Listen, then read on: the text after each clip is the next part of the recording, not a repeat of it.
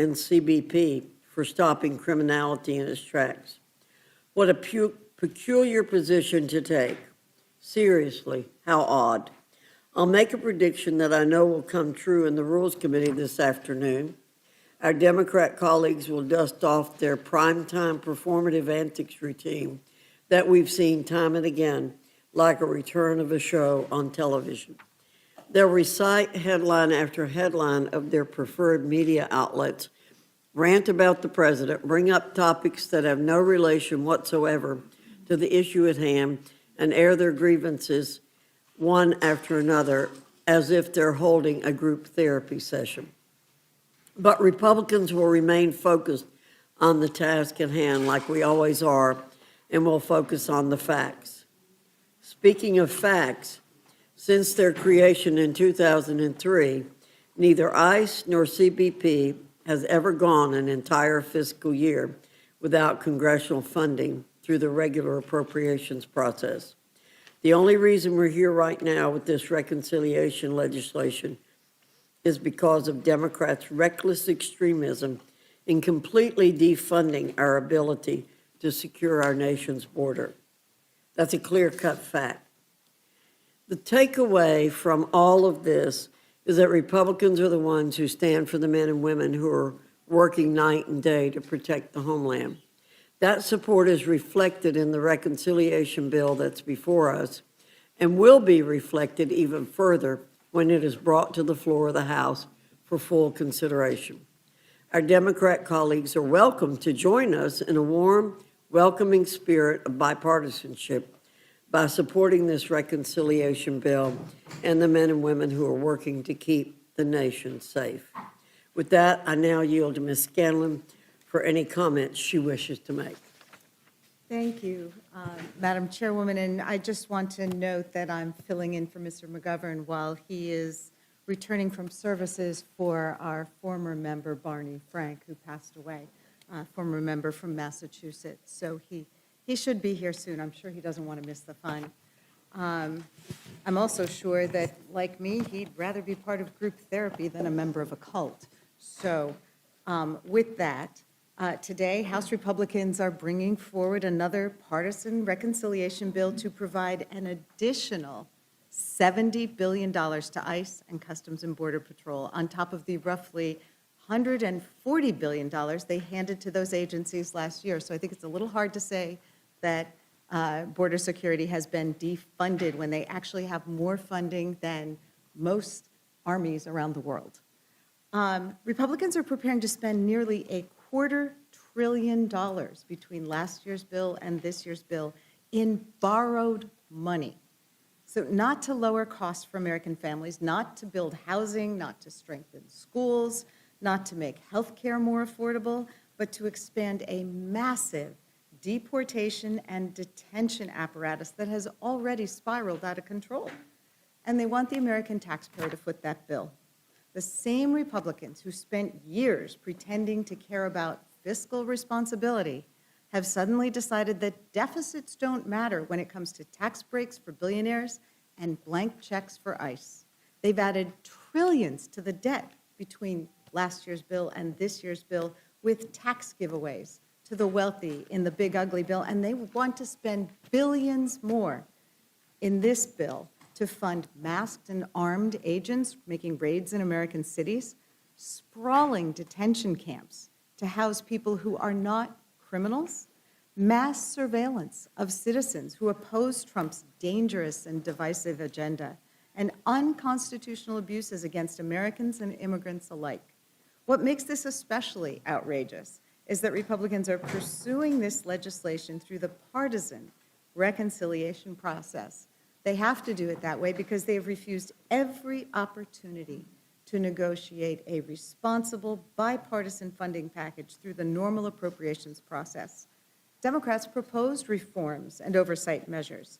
We demanded accountability after the killings of Renee Good and Alex Preddy. We proposed guardrails to prevent the abuses Americans have witnessed over the last year and a half, abuses involving those masked and armed agents on our streets, fear and intimidation tactics, warrantless searches of people's homes, and the detention of lawful residents and even citizens. Republicans have rejected every effort to require ICE and CBP to meet the same public safety and civil rights standards as every other responsible law enforcement agency in this country. And that tells you everything you need to know. This isn't about responsibly funding border security. It's about giving this administration more money and more power with fewer constraints and less oversight. An administration that has already demonstrated that it can't be trusted with the extraordinary powers it already possesses. An administration that with this legislation, Republicans are rewarding with yet another blank check. And where exactly is all this money going to? That's a serious question because by all accounts, ICE and CBP are already struggling to spend the billions of dollars that they were given last year by our Republican colleagues. Yet somehow we're supposed to believe these agencies urgently need another $70 billion. Americans have every reason to be skeptical, especially given the corruption surrounding this administration's spending and contracting practices. As Republicans lecture the country about waste, fraud, and abuse, including with the package of so-called anti-fraud bills that they're putting forward today, this administration has turned DHS's contracting into an open-air patronage system. Companies that spent years pouring money into Republican campaigns and Trump-aligned political operations stand poised to make billions more from this legislation. Politically connected contractors and allies of former Secretary Noem have already cashed in. How many well-connected consultants and contractors are going to get rich off this bill? While all this corruption and fraud happens in broad daylight, Republicans continue to ignore the actual problems facing the American people. Gas prices are pushing $5 a gallon because of this administration's reckless and unconstitutional war in Iran. Families are struggling with high housing costs, unaffordable health insurance plans, and record inflation. The war that's already cost over $100 billion has no clear end in sight, particularly after hostilities this weekend. Americans were promised no foreign wars, lower costs, and economic stability. Instead, we've got another forever war, more inflation, and another massive bill for taxpayers to finance. Imagine what $70 billion could do if Republicans were interested in solving real problems instead of manufacturing fear. Congress could make a historic investment in affordable housing, strengthen our public schools, expand community health centers, fund legal services, lower prescription drug costs, or even begin reducing the deficit, which is the justification that our Republican colleagues give every time they cut vital services for Americans, like the $200 million they cut from WIC last week. But that's not where their priorities lie. This legislation makes clear once again that today's Republican Party is perfectly comfortable using the power of the federal government to punish vulnerable people, to enrich politically connected allies, and to consolidate executive power, all the while claiming there's somehow never enough money to help ordinary Americans. Americans are fed up. They deserve better than this, and I urge my colleagues to reject these measures, and I yield back. Thank you very much, Ms. Scanlon. Without objection, any prepared statements that our witnesses may have will be included in the record. I now welcome our panel, Chairman Arrington and Representative Escobar from the House Budget Committee, Chairman Garbarino and Representative Walkinshaw from the House Committee on Homeland Security, and Chairman Jordan and Ranking Member Raskin from the House Committee on the Judiciary. Your full statements will be submitted for the record. We ask you to summarize your statement in 5 minutes. Chairman Arrington, I welcome your testimony. Thank you, Madam Chair. I'm just a sucker for listening to something that isn't true and having to make comments about it. It's just who I am, and I'm going to do it this morning, and I'm going to veer off a little bit from the reconciliation because I heard Ms. Scanlon talk about tax cuts for the rich. Washington Post gave Democrats 4 Pinocchios on that tired rhetoric that is just completely and utterly false. The new filings were analyzed recently, and 70% of the new tax cuts went to low and middle class families. So if she's talking about the people that make an earning on tips as rich people, or people making a living off of their overtime that got a tax break, or the doubled standard deduction, which, Mr. Chairman, 92% of all Americans take, I don't think those folks are rich people. But they're going to keep recycling this rhetoric, but it won't land because people have more money in their pockets. By the way, wages have gone up $3,000, and that is about as much as it went down during the Biden administration. It's just policies have consequences. So, and yes, Ms. Ranking Member Scanlon, this is an all-Republican exercise, as was making sure we didn't put a 22% tax hike on working families. That's how much the tax hike would have been had we allowed the tax cuts to expire. You all weren't willing to do it. We were, and Americans are better off. The economy's growing, business investments up, and again, more refunds, less withholdings, more money in people's pockets. Now, look, I can talk about this issue, Madam Chair, in the context of we had a deal with Democrats. Democrats reneged on funding the government. They had the longest shutdown ever, second to only the shutdown prior to this, over a COVID-era fraud-ridden tax or subsidy expansion. So this was 76 days that the American people had to have a Homeland Security service and apparatus go dark. We didn't have our Coast Guardsmen to defend our ports against terrorist attacks. We couldn't enforce immigration laws and protect our border from drugs and people being trafficked into this country. We didn't have CISA agents being able to man their posts so that our critical infrastructure wasn't hacked. We can say that this is Republicans' attempt to make good on our good faith negotiation the first time, and to make sure that our brave law enforcement have the tools they need to do the job that Joe Biden and the Democrats, when they had total control of this town, absolutely didn't do. They they abdicated the first and most important job of the federal government, which is to provide for the common defense. They didn't secure our border, they didn't enforce our laws, and we had record deluge of drugs, people, crime, gangs, people on the terrorist watch list, people from countries of interest, record, and it was destroying the fabric of this country, and it was putting at great risk every neighborhood and every community and every city and state in this nation. And this president, Donald J. Trump, was elected, every swing state popular and electoral vote, to clean up this mess. And what's happened is you have rogue cities and states that refuse to work with our law enforcement to actually enforce the law. They would rather break the law and harbor people who have broken the law to come to this country rather than work to identify the most hardened criminals so that we can deport them and we can get back to rule of law, regular order, peace, tranquility, the things that the American people expect us to do up here for them, of all parties, across the board. So, yes, you're right. It is an all-Republican exercise because I can't find a Democrat that would stave off a 22% tax hike, and I can't find one that's willing to enforce the law as it relates to immigration, secure the border, and actually take the criminal elements that have come into this country, like the people who came into this country illegally by the millions, and actually rid our great country of those threats. I can't find it. If we could, we wouldn't be here.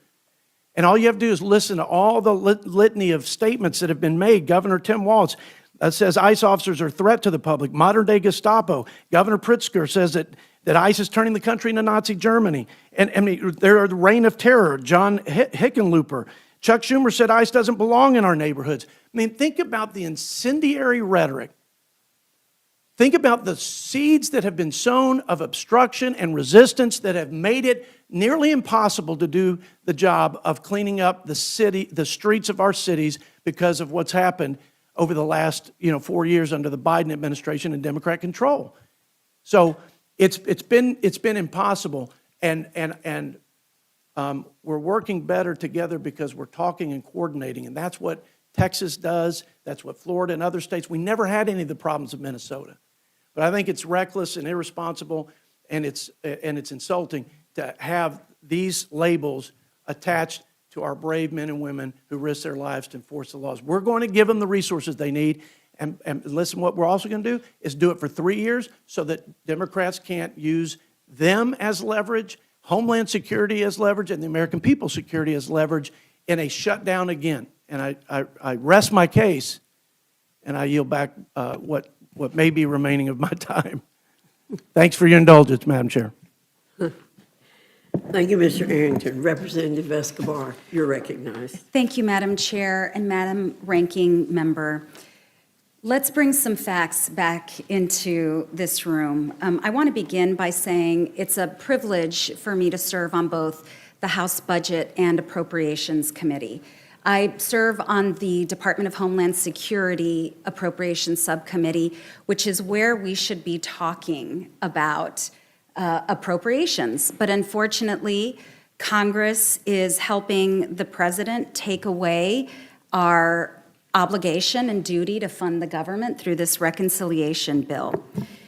I want to remind everyone here and everyone watching that the One Big Beautiful Bill provided $140 billion with a B, for CBP and ICE. It increased our deficit by 4.7 trillion with a T. And the Department of Homeland Security still has $100 billion left. $100 billion. There is money in the bank, and Republicans want the American taxpayer to give them $70 billion more in order to blow up the deficit even further. I want to talk about also what this money, what the One Big Beautiful Bill money has unleashed in our country. And I want to begin by saying I live on the U.S.-Mexico border. I am one of a handful of members of Congress that actually live on the border.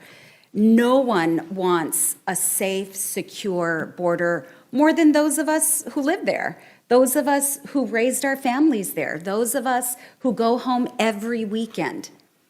But what the reconciliation dollars are doing is not creating a safer or more secure country.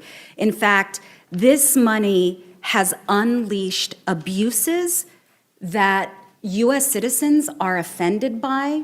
If you look at President Trump's polling numbers, you will see that American voters, American people do not like the way this administration is unleashing those dollars against our very own fellow citizens. In fact, as a result of this money, 170 U.S. citizens were arrested and 2 were killed on the streets of Minneapolis. 60 people have died in ICE custody. This is a historic, shocking number, and that includes a homicide that occurred inside the detention facility in my district at Camp East, Montana. This money has unleashed abuses and violations of law and violations of the Constitution, and there have been attempts after attempts after attempts to limit our oversight of this money. I want to tell you about Camp East, Montana in my district, which is funded with the One Big Beautiful Bill dollars that Republicans approved. That facility can hold up to 5,000 human beings. It is a $1.24 billion facility. I've had conversations with my constituents about what that $1.24 billion could do to help them improve their lives. Instead, it's going into a tent city that is run by a private contractor who has prioritized profits over meeting federal standards. And that's not all. This money has also been used by DHS to purchase 3 warehouses that were created to hold pecans from our agricultural industry, purchased by DHS in my district for $122 million.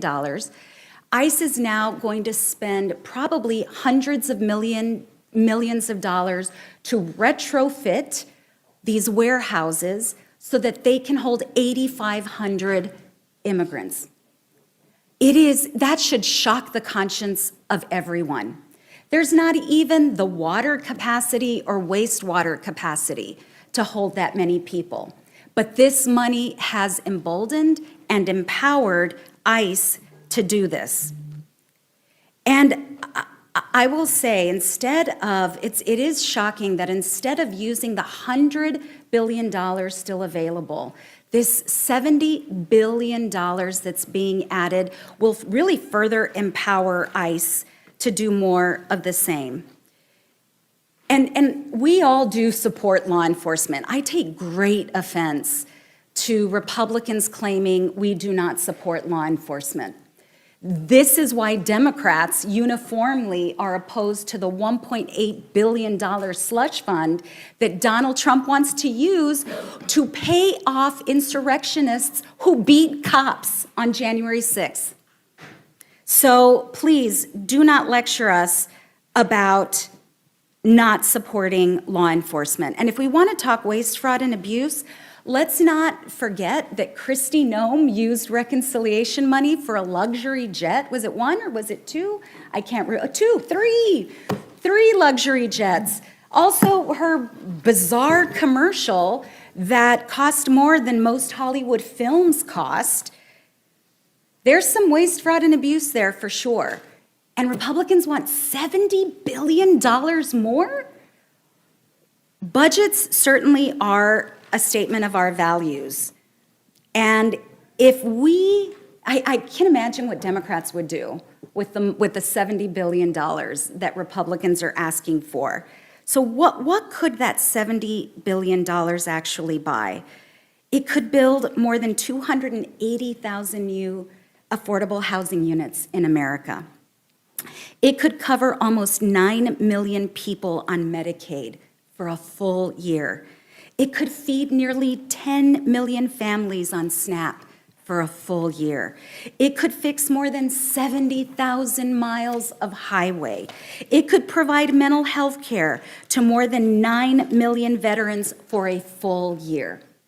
But instead of doing that, at a moment when American families are hurting because of Trump's tariffs, because of Trump's illegal war in Iran, families are seeing increased grocery prices, increased gasoline prices, increased utility prices, and health care and nutrition programs that have been cut.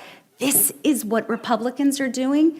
I strongly oppose this bill, and I encourage everyone here to do the same. I yield back, Madam Chair. Thank you very much. Chairman Garbarino, you're recognized. Thank you, Chairwoman Fox and Ranking Member, and the members of the Rules Committee. I appreciate the opportunity to be here with you all this morning, this afternoon, whenever this is. Funding the government is a constitutional imperative. We have a responsibility to fund departments and agencies through regular order and provide the certainty they need to carry out their missions. Since becoming chairman of the Committee on Homeland Security, I have witnessed the consequences of repeated DHS shutdowns. This Congress, the department has endured 2 major lapses in funding, including a record 76-day shutdown that left critical components operating under significant pressure. The Democrats accomplished by shutting down DHS was creating uncertainty and hardship for the dedicated workforce, forcing thousands of employees to worry about how they would pay for their mortgage, cover their rent, or provide for their families. I remain deeply concerned about the precedent Democrats set throughout the funding process. The House and Senate previously reached a bipartisan, bicameral agreement to finalize all fiscal year 2026 appropriations bills, including funding for DHS. The House acted expeditiously to pass these bills, marking historic progress for the appropriations process and a return to regular order. Yet after helping negotiate the deal, Senate Democrats walked away from the agreement and insisted on withholding funding from U.S. Border Patrol and Immigration and Customs Enforcement. Excluding funding for these 2 critical law enforcement components is reckless and unprecedented. By singling out specific law enforcement agencies, the Democrats chose to undermine Congress's Congress's fundamental duty to safeguard our nation and support the men and women charged with enforcing our laws. What makes the Democrats' decision even more troubling is that the original bipartisan agreement included substantial funding that imposed new transparency and accountability requirements for CBP and ICE, including de-escalation training, the procurement and deployment of body cameras, and increased funding for DHS's Office of Inspector General. While Democrats went back on the deal they agreed to, House Republicans stayed true to their word and included these provisions in the final appropriations bill that funded the majority of the department. Providing annual funding through reconciliation is not the preferred path. Republicans could not sit by and let the rest of the department go unfunded while Democrats refused to negotiate. Congress has the responsibility to provide the funding and resources necessary to secure the homeland.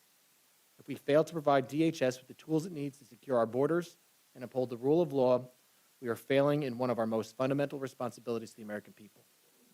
This is why the Secure America Act is critical to delivering much-needed resources to CBP and ICE.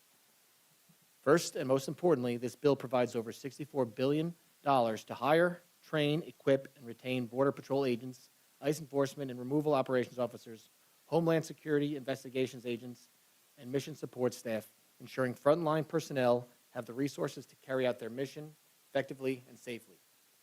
Secondly, this bill enhances the ability of our agents and officers to achieve their mission by supplementing their work with technology.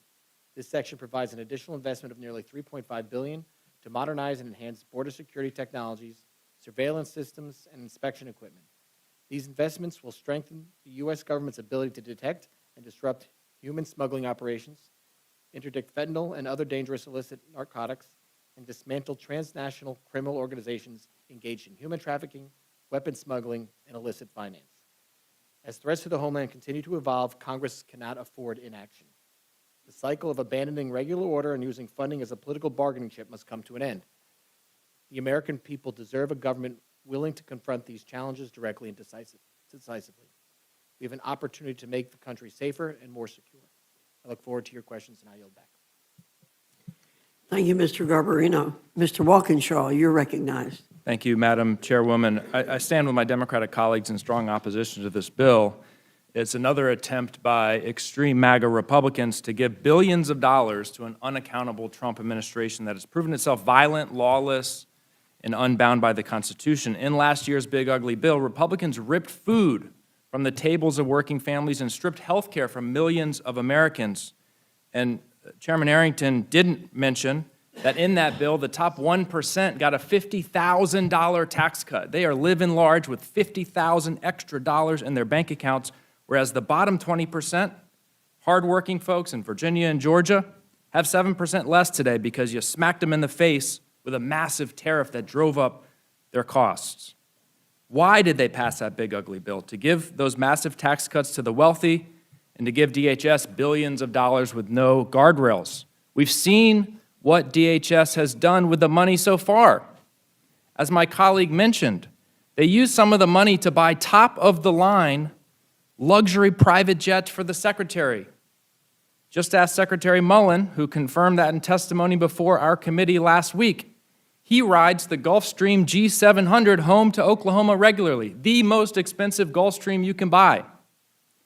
If Americans are upset about high gas prices, maybe not being able to afford to take a vacation this summer, at least they can rest easy knowing that Secretary Mullen is soaring high above them, enjoying the leather seats on the Gulfstream G700. But DHS has done far worse with those dollars.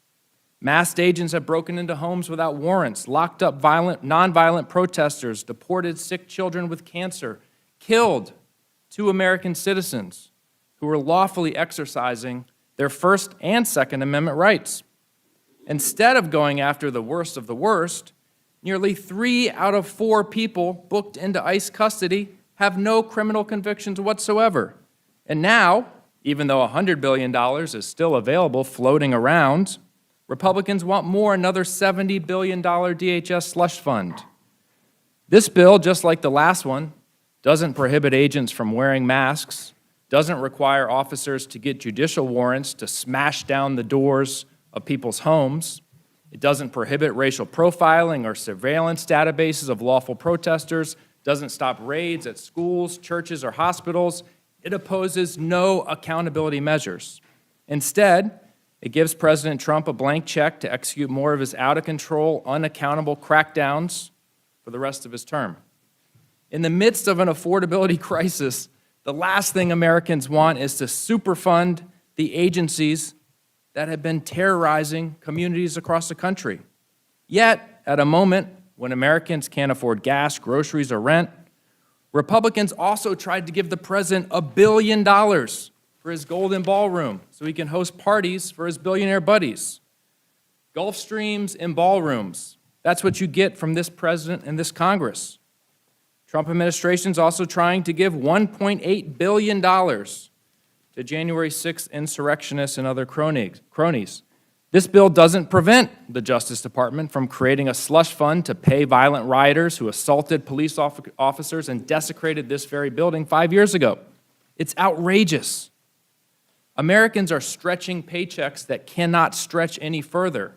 They're skipping prescriptions, putting off car repairs, wondering how they're going to put food on the table for their kids, and with all those problems that they are facing. This bill provides not 1 penny, not 1 cent to make life more affordable. But we shouldn't be surprised. President Trump told us he does not think, quote, even a little bit about Americans' financial situation.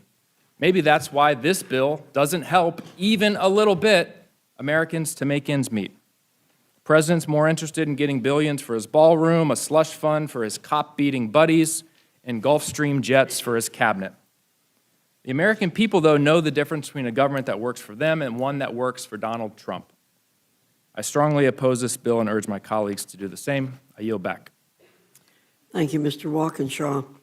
Chairman Jordan, you're recognized. Thank you, Madam Chair. Step one, let in 10 million illegal migrants. That's what they did during the Biden administration. Step two, make it difficult to remove those illegal migrants by creating sanctuary jurisdictions where even when they commit another crime, you can't remove them. Step three, don't pay the guys who do the removing. Don't pay ICE. That's the deal the Democrats are pushing. That's their systematic plan. Let in 10 million illegal migrants, which is what happened during Joe Biden's administration. Create sanctuary jurisdictions, which again, understand what that is. That's where local political class tells local law enforcement not to work with federal law enforcement when you enforce federal law. That's what they've done. And by the way, 31.5% of the country lives in a sanctuary jurisdiction. 18 cities, 11 states, 10 counties, and, or excuse me, 3 counties and the District of Columbia, all sanctuary jurisdictions. Where, again, the political class says, don't work with federal law enforcement when you got an illegal migrant who commits another crime, who has a detainer filed with him at the local detention center. Don't work with them. Step three, don't pay the guys. Don't fund ICE. And actually, it's gotten worse. There's a fourth step. There's a fourth step. We had a hearing on it just a few weeks ago in the Judiciary Committee. Local prosecutors are now saying we're not going to prosecute, or at least not to the same degree we would prosecute American citizens. We're not going to prosecute someone because we're going to take into account their deportation immigration status. Right over here in Fairfax County, Virginia, Mr. Descano testified that's his policy, testified in front of our committee. So that's the Democrats' 4-part plan. And they're so committed to that plan, they shut down the government for 42 days in the fall, 70-some days this spring, where they said, we're not going to fund Homeland Security, we're not going to fund TSA, FEMA, U.S. Coast Guard. And now they're saying we're never going to fund ICE. In fact, the mayor of their largest city, Mr. Mamdani, yesterday said we should abolish ICE. They're all saying that. That's the Democrats' plan. So we had to do this route, reconciliation, to fund the guys who enforce the law. Democrats' 4-part plan not to enforce immigration law. We have to use reconciliation to fund ICE to enforce the law that Congress passed. So this bill does a couple things. It funds ICE and CBP personnel salaries. It funds ICE transportation and facilities resources. The bill funds additional 287G agreements. Now, these are the good agreements where local law enforcement says we will work with federal law enforcement. And the bill also funds ICE attorneys to represent the U.S. government so aliens have their due process in immigration court. What it doesn't do is implement the crazy plan of the left, the 4-part plan of the Democrats. I would urge a yes vote, and hopefully we get this thing passed and actually fund the good people who are doing the work that the law requires. I yield back. Thank you, Mr. Jordan. Mr. Raskin, you're recognized. Chairman Fox, thank you very much, and Representative Scanlon, distinguished members of the committee. Last month, the President stated the major theme of his administration when he said, "I don't think about Americans' financial situation, not even a little bit." Hey, no kidding. Gas is now over $4.25 a gallon. It's up by 38%. Young people can't afford to get their own apartments. Millions of people can't afford health care and have to choose between paying for utilities and groceries. But our president, who has made more than $5 billion since his inauguration on crypto scams, pardon payoffs, and the nonstop flow of foreign government emoluments, cannot be bothered to pay any attention to his own campaign promise to lower prices starting on day one. He now calls affordability a Democrat hoax, but he's focused like a laser beam on getting $1 billion for his golden ballroom, gilding the Oval Office, and building his golden Arc de Trump. He's got all the time in the world to work on his finances and those of his family and their businesses, and to focus on the financial security of his street-fighting foot soldiers. Yesterday at the White House, contrary to Todd Blanche's assurance that the anti-weaponization fund is dead in the face of massive public opposition, the president said he still wants to take $1.8 billion from taxpayer funds to cut million-dollar checks for the convicted criminals and cop beaters who stormed the Capitol on January 6, 2021, and other lucky political operators in the MAGA hemisphere. Working through Todd Blanche, Trump has given himself, his family, and his businesses an amazing and totally unprecedented super pardon that puts all of them above and out of the reach of the law, guaranteeing they will never, ever, forever, in all caps, be investigated, audited, sued, or prosecuted by any agency of the federal government for any violation of federal law, not just for tax fraud by the IRS, but for any civil, criminal, or administrative violation, whether insider trading, bribery, embezzlement, human trafficking, securities violations, antitrust conspiracies, what have you. Any violation of any law, whether presently known or unknown, in the words of our Attorney General. Well, today's bill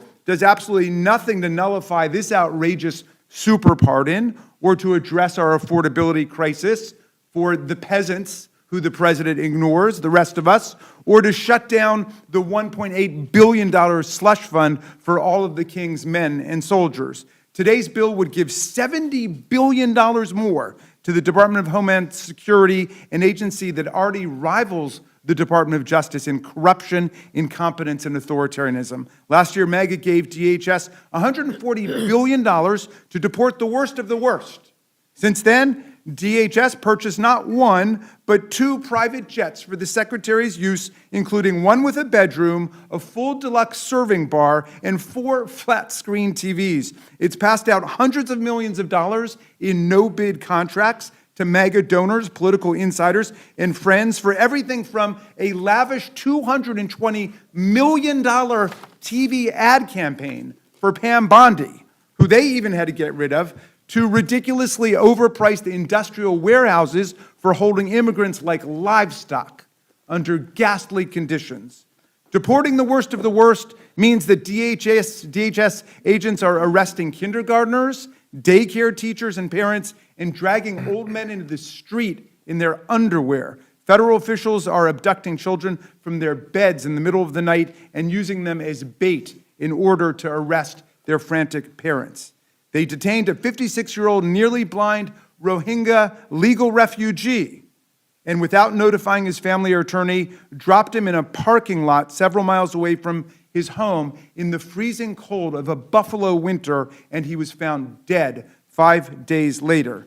DHS is rounding up workers with lawful status working at small businesses as roofers, plumbers, farmhands, landscapers, and nurses. Agents are arresting refugees who went through stringent vetting and targeting immigrants who are following the law and showing up at their court hearings, ICE check-ins, and green card interviews. The whole world has watched in horror as DHS agents attack U.S. citizens, arrest them on false charges, and shot dead American citizens Renee Good, Alex Preddy, and Ruben Ray Martinez without any rational justification at all. Today, the majority, whose leader has already added $10 trillion to the national debt, wants to pour $70 billion more into ICE and CBP on top of the $140 billion they voted to give it last summer by slashing funds for Medicaid, children's health insurance, and rural hospitals. The Department of Homeland Security has a payroll today of 250,000 employees,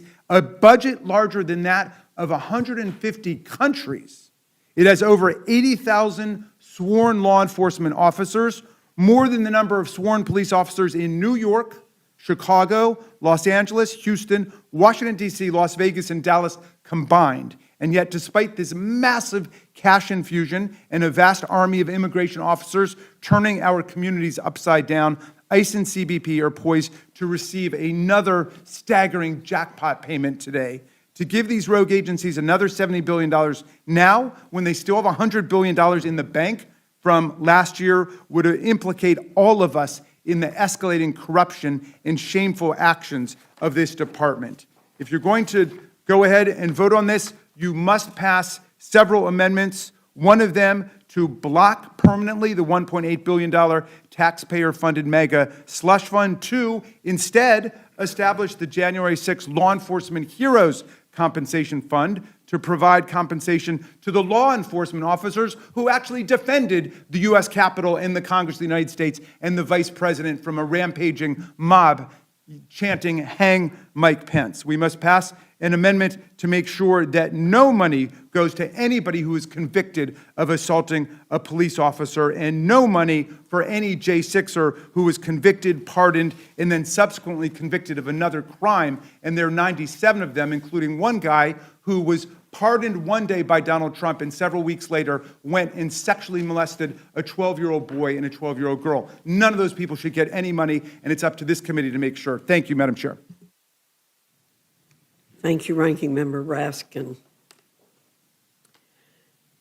Ms. Fishbach, you're recognized. Thank you, Madam Chair. And, I appreciate the efforts that you've taken to get this bill to this far. We thought we, had it done. We thought we were able to fund both of those, or all, I guess it's three, those departments, and make sure that our public safety was well-funded and taken care of. And this bill really is about, and I know that the Democrats can say whatever they want, but what it's about is public safety. What it's about is keeping Americans safe.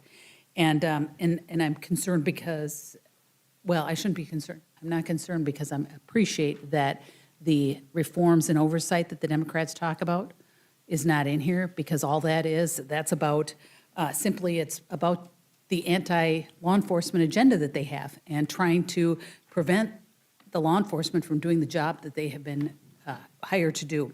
And so I appreciate that that this bill doesn't have those and that we are going to go ahead and pass this. But there is a lot to enhance public safety here. And Chairman Garbarino, doesn't the bill include $108.5 million to hire and equip and train more investigators to fight child exploitation? Thank you for the question, Ms. Fishbach. Yes, specifically under Title I, this bill does specifically says $108.5 million of this amount shall be used to hire, pay, and equip additional child exploitation investigators and forensic analysts at the Victim Identification Laboratory of Child Exploitation Investigation Unit. So it truly is about public safety. It's about preventing child exploitation. And so if you vote against this bill, that's a vote for not enforcing child exploitation laws. Yeah, a vote against this bill means you're voting against funding these additional officers that fight against child exploitation.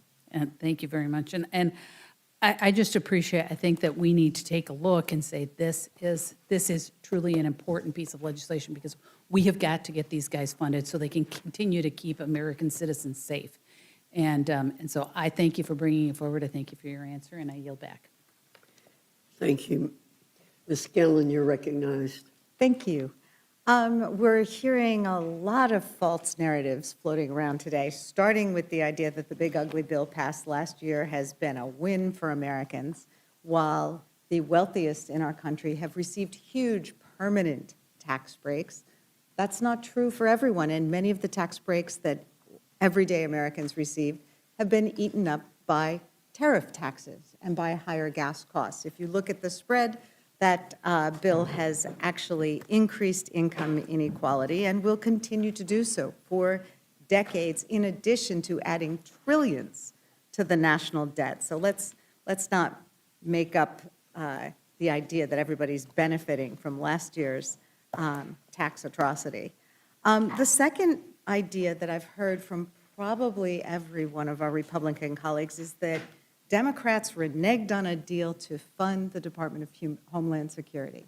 And there had been negotiations about the things that are being mentioned here, like better funding for human trafficking defense and improving various facilities along the border. There was broad-based agreement on that. But what happened? In January of this year, masked and armed agents of ICE and CBP shot and killed American citizens in Minneapolis. And if that's not a reason to stop and say, what is going wrong in those agencies, and don't we need to do something differently? Well, then clearly we're on different pages here. So it wasn't just a whim that Democrats said, wait a minute, we got to pump the brakes on this. And in fact, Democrats agreed to fund the rest of DHS while we attempted to get some guardrails put on agencies that are out of control and are being used for un-American, unconstitutional, and unlawful processes. And the third myth that we're hearing today is that these billions and billions of dollars that were funneled in last year's bill to Homeland Security, the idea that they're being used to fund border security and public safety just is not being borne out by the facts. In fact, we're seeing that that money has been used, millions and millions of dollars has been used to purchase warehouses not capable of housing people in huge wastes of money that are now under investigation. We've heard about record profits, an 800% increase in profits by private prison companies like GEO, because they are now housing people who are overwhelmingly not criminals. 70, 80% of the people they are housing are not criminals, and they are doing so in ways that are incredibly inhumane, without adequate medical care, without adequate food, without access to counsel, access to their families. I mean, there has been in the past bipartisan agreement in this country that it is a waste of taxpayer dollars to house people who are not, to imprison people who are not a threat to the American public. And that is exactly what is being done with these DHS dollars and these detention camps. We've also, of course, learned of the hundreds of millions of dollars that were spent on an ad campaign by DHS. What was it? $3,400 for hair and makeup for the then secretary, $20,000 to rent a horse. More money was spent on that ad campaign than was cut last week from WIC. $200 million cut from WIC. They spent $235,000 on filming Kristi Noem riding around on a damn horse. So again, it shows you where the values are here. I guess first I'd like to go to Representative Escobar. We're hearing a lot about fraud, waste, and abuse here. Can you talk to us a little bit about the money that ICE and CBP have and what is happening with that money, particularly in your district? I know in my district we've had a lot of concerns. I've had a constituent die in ICE custody because he wasn't given appropriate medical treatment. Thank you, Ms. Scanlon. I'll be glad to detail for this committee what my team and I have seen inside these facilities in my district in El Paso. And again, just as a reminder, CBP and ICE currently have $100 billion unspent, $100 billion, just a reminder to everyone. But the One Big Beautiful Bill, so-called, funded Camp East, Montana, a $1.24 billion tent city. And the American taxpayer is allegedly paying for medical care that detainees are not getting, cleaning services that are not happening, laundry services that are not happening, but the private corporations running these facilities are still getting their money. I want to give you an example of the horrific cases we've seen. I'll give you a couple of quick ones. First, there was a gentleman who entered the country legally, mind you, because the vast majority of the folks I've met have no criminal record and entered the country legally. I sat and I spoke with him, and he told me about an injury he sustained in Minneapolis when he was arrested by ICE in Minneapolis. He was arrested so violently by the ICE agents that they broke his arm. He was then flown to El Paso, to Camp East, Montana, and he was wearing a brace when I met him. He had been in the facility for a few weeks. I asked him how his arm was doing. He took off his brace. I could literally see the break in his forearm. His broken arm had never been set. He was given aspirin to deal with the pain. Clearly, after weeks of that kind of break, his bones were fusing in a way that he would very likely need surgery. There are other examples. One of our colleagues, Angie Craig, flew to El Paso to visit one of her constituents who was detained and arrested the week she was supposed to have surgery to remove an ovarian cyst. ICE flew her to El Paso, to Camp East, Montana, held her for 4 months, refused to let her get her surgery. She was finally released on humanitarian parole. It took Senate intervention. She may not ever be able to have children because she was prevented from getting the medical care she needed. I have met dozens and dozens and dozens of detainees who've told me they have to clean their own, what are called pods. Now, some people might rejoice in that, but the company is getting paid to clean these pods, and they're forcing detainees to do it instead. When I have visited, I've seen clothes hanging up inside their pods on their beds because they don't have access to laundry services. Yet Congress is paying a private company to do this.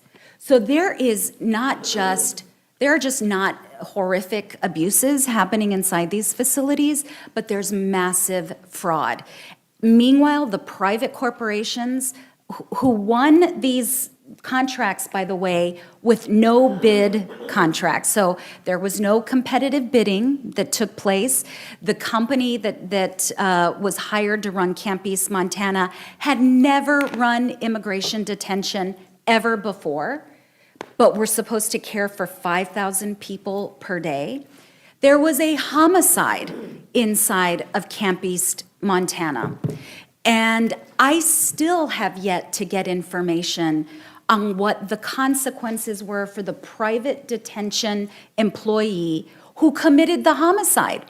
But the medical examiner in El Paso ruled it a homicide, and guess what? After that, they no longer use the services of the medical examiner. So this money is being used to perpetrate fraud, perpetrate waste, and for inhumanitarian purposes, and many of the folks inside those facilities should not be held in detention at all. Thank you. Mr. Reskin, I have a couple questions for you. I mean, the first is, one of the major objections Democrats have had to this bill moving forward is the need to have some guardrails, and those have been proposed by Democrats, guardrails including stronger oversight, transparency requirements, officer identification, other accountability measures. Did any of those measures get included in this bill? None of them.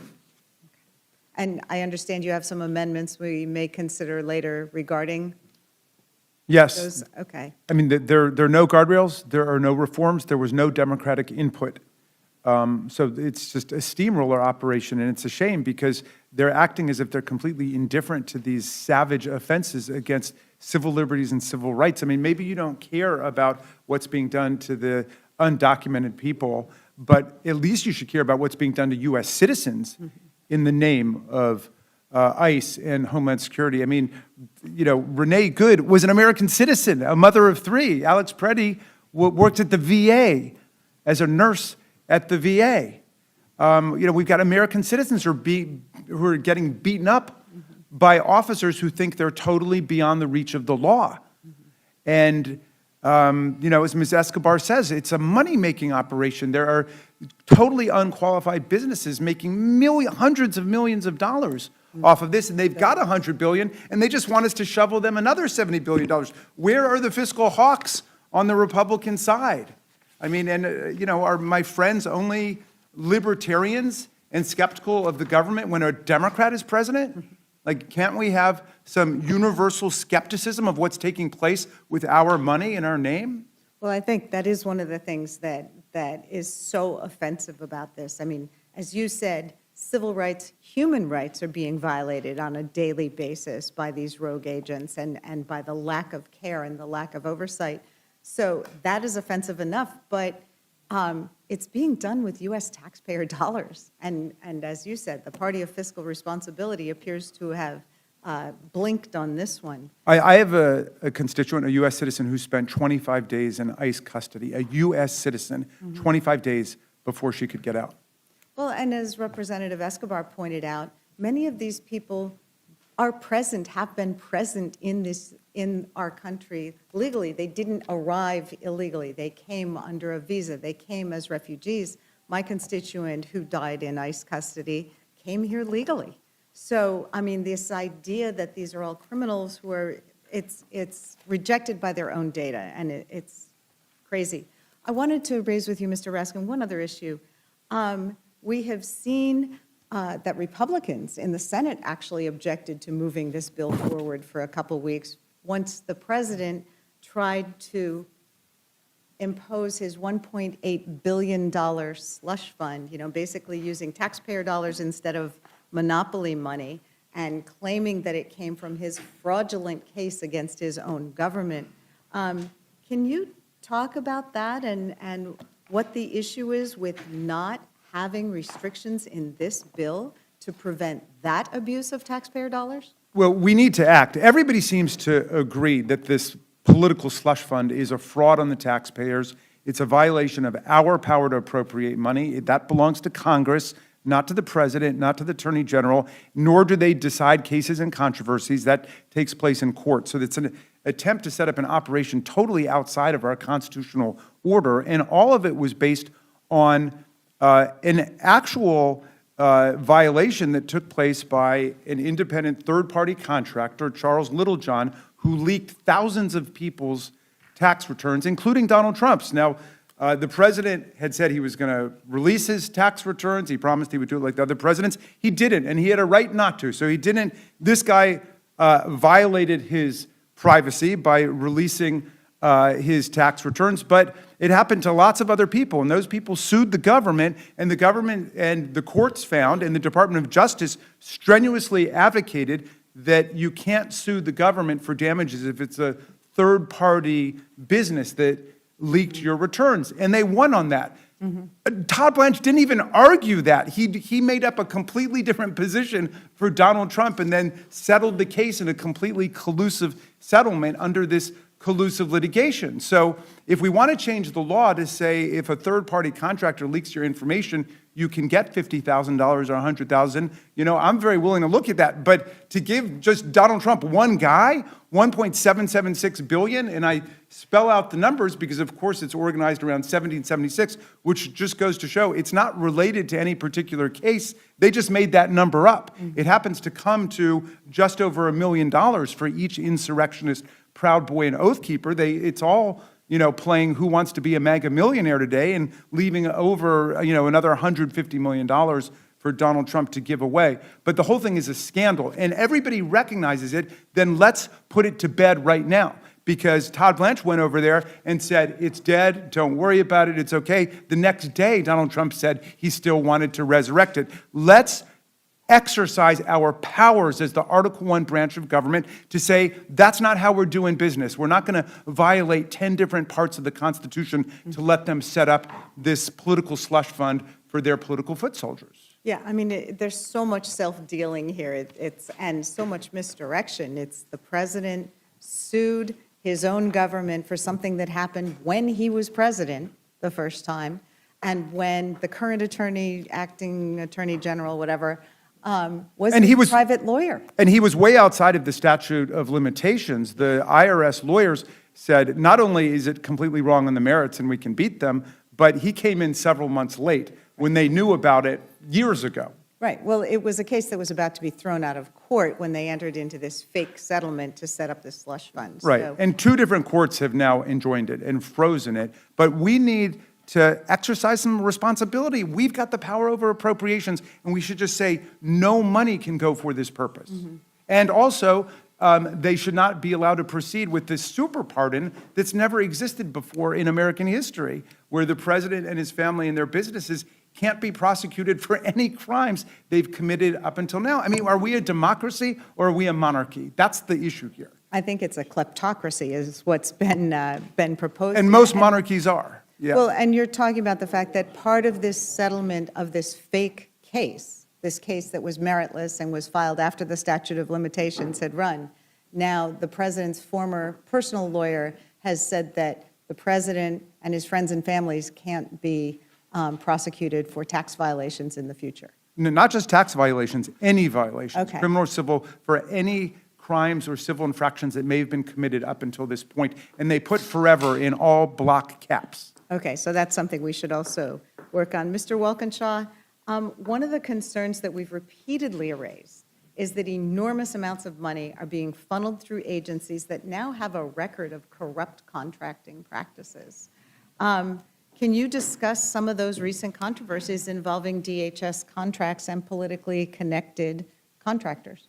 Well, we know that under Secretary Noem, she established a new and novel policy never seen before in the federal government, that every contract over $100,000 had to be approved by her/her office. Now, that policy in and of itself creates the conditions for massive corruption because it circumvents the entire procurement system that is designed painstakingly to prevent corruption. And based on ample reporting, one of the individuals, a key individual, maybe the key individual, involved in approving those contracts, $100,000 or more, was Corey Lewandowski. The secretary's boyfriend? I don't know, perhaps. In something I've never seen before, and I represent a lot of government contractors in Northern Virginia, you had not one, not two, but 3 contractors come forward to the media and say that Corey Lewandowski shook us down. If we wanted a DHS contract, it was made very clear to us we would have to line his pockets. Now, I would hope there would be bipartisan interest in investigating that. I haven't seen it from this Congress. Well, we heard earlier that a lot of these contracts are being issued with no bid, not competitive contracts. I think to the contrary, we've actually seen a fair amount of bidding, and that bidding has taken the form of donations to the president's political funds by GEO, by Core Civic, by the folks who are benefiting by billions and billions of dollars from the slush fund that our Republican colleagues set up last summer and the one they're trying to ram through again today. I have a lot more questions, especially since this is the only hearing that is going to happen in Congress on this massive bill.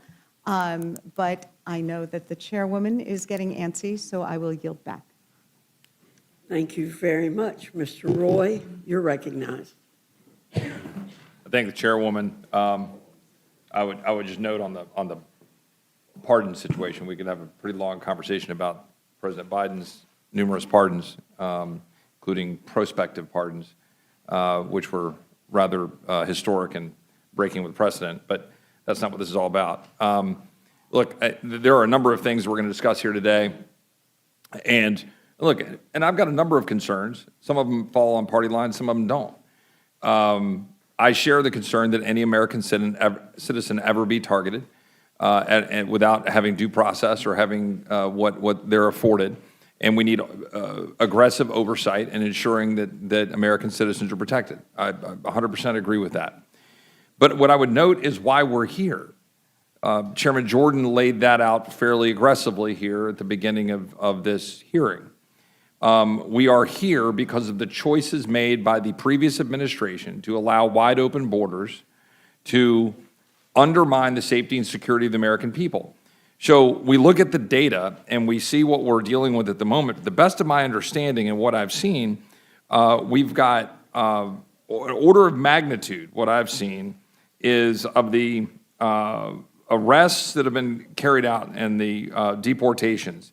The numbers I've seen have seen 70% or so, or about 400,000 of the people removed have criminal convictions or pending criminal charges just in the United States. So you had 595,000 illegal immigrants between January 20th and December 11th, according to the Department of Homeland Security. So that's the data through last December. I don't have the data right now for the last 6 months. My point of bringing that up is when you go through and you look at the examples, and you look at Maina Awad, a criminal illegal alien from Egypt, ICE detainer lodged against him as of January 30th for charges on raping a 16-year-old girl while she was asleep in her bed in Louisville, Kentucky. So we'll just pause for a second. It's like that one incident. Like, if I'm the father of that 16-year-old girl in Kentucky, I don't give two flying craps about whatever is being said here, other than I want that to stop in my country. That's the reason we're here.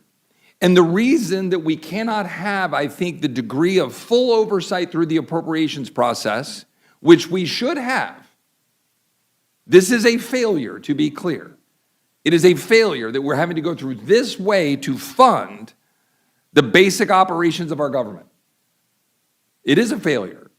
But it is a failure built upon the fact that we cannot have remotely sane conversations with our colleagues about appropriating the dollars necessary for ICE and Border Patrol.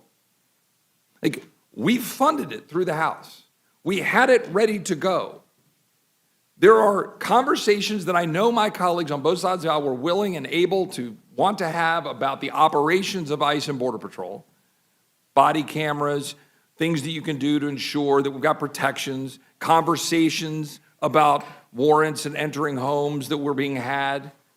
100% things we ought to be having. I totally agree with. But we're basically told, no, we're not going to appropriate ICE and Border Patrol. And we talk about, well, we've got this slush fund from last year. Well, first of all, most of that, whether you love that funding or not, talks about hiring additional support to try to deal with the unwinding of the damage of the previous 4 years. That's my understanding. Happy to be corrected, but that's the text of what I read in it. It is predominantly, if not entirely, about added, additional. The language is littered through the One Big Beautiful Bill's funding. Therefore, it is very difficult, if not impossible, not impossible, you can use it some, you got to move it around, to use that money to do the core functions of ICE and Border Patrol.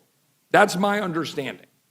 So here we are, and we need to make sure that Maina Awad is prosecuted and removed so that this little 16-year-old girl in Kentucky, raped in her bed asleep, that there's justice and that this individual's removed. Or Enrique Vasquez, a violent criminal illegal alien from Mexico, has an ICE detainer lodged against him, charged with lewd or lascivious acts with a minor and rape after he allegedly coerced a 14-year-old autistic girl into a back alley where he raped and sodomized her on New Year's Eve in California. There are dozens of these examples, dozens. A little girl's skull being fractured, filming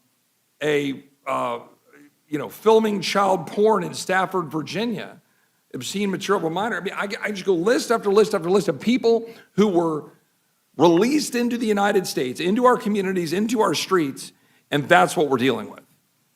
That's the concern. Chairman, my good friend from Texas, Chairman Harrington, can you stipulate whether you agree with me or not that this is not the ideal way to figure out how to fund our preeminent law enforcement border entities, ICE and Border Patrol. Do you agree with me on that? I agree. Not ideal, but the only practical way to fund the important law enforcement and Why? immigration. Because we can't get bipartisan support for regular order and regular funding of the federal government. We had a deal, it was reneged on, and Homeland went dark.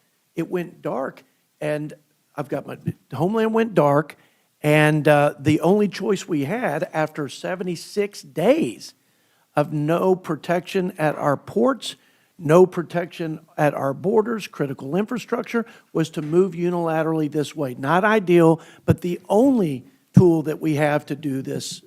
To the Chairman of Homeland and Judiciary, the gentleman here,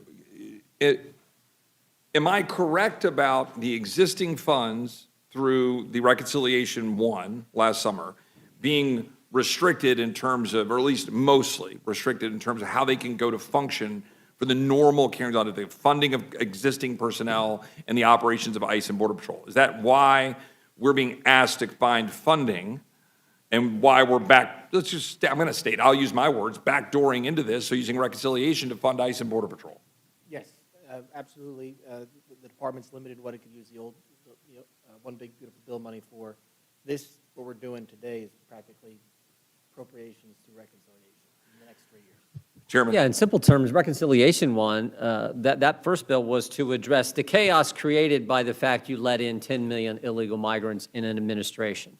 This bill is to fund the day-to-day operations of ICE and CBP.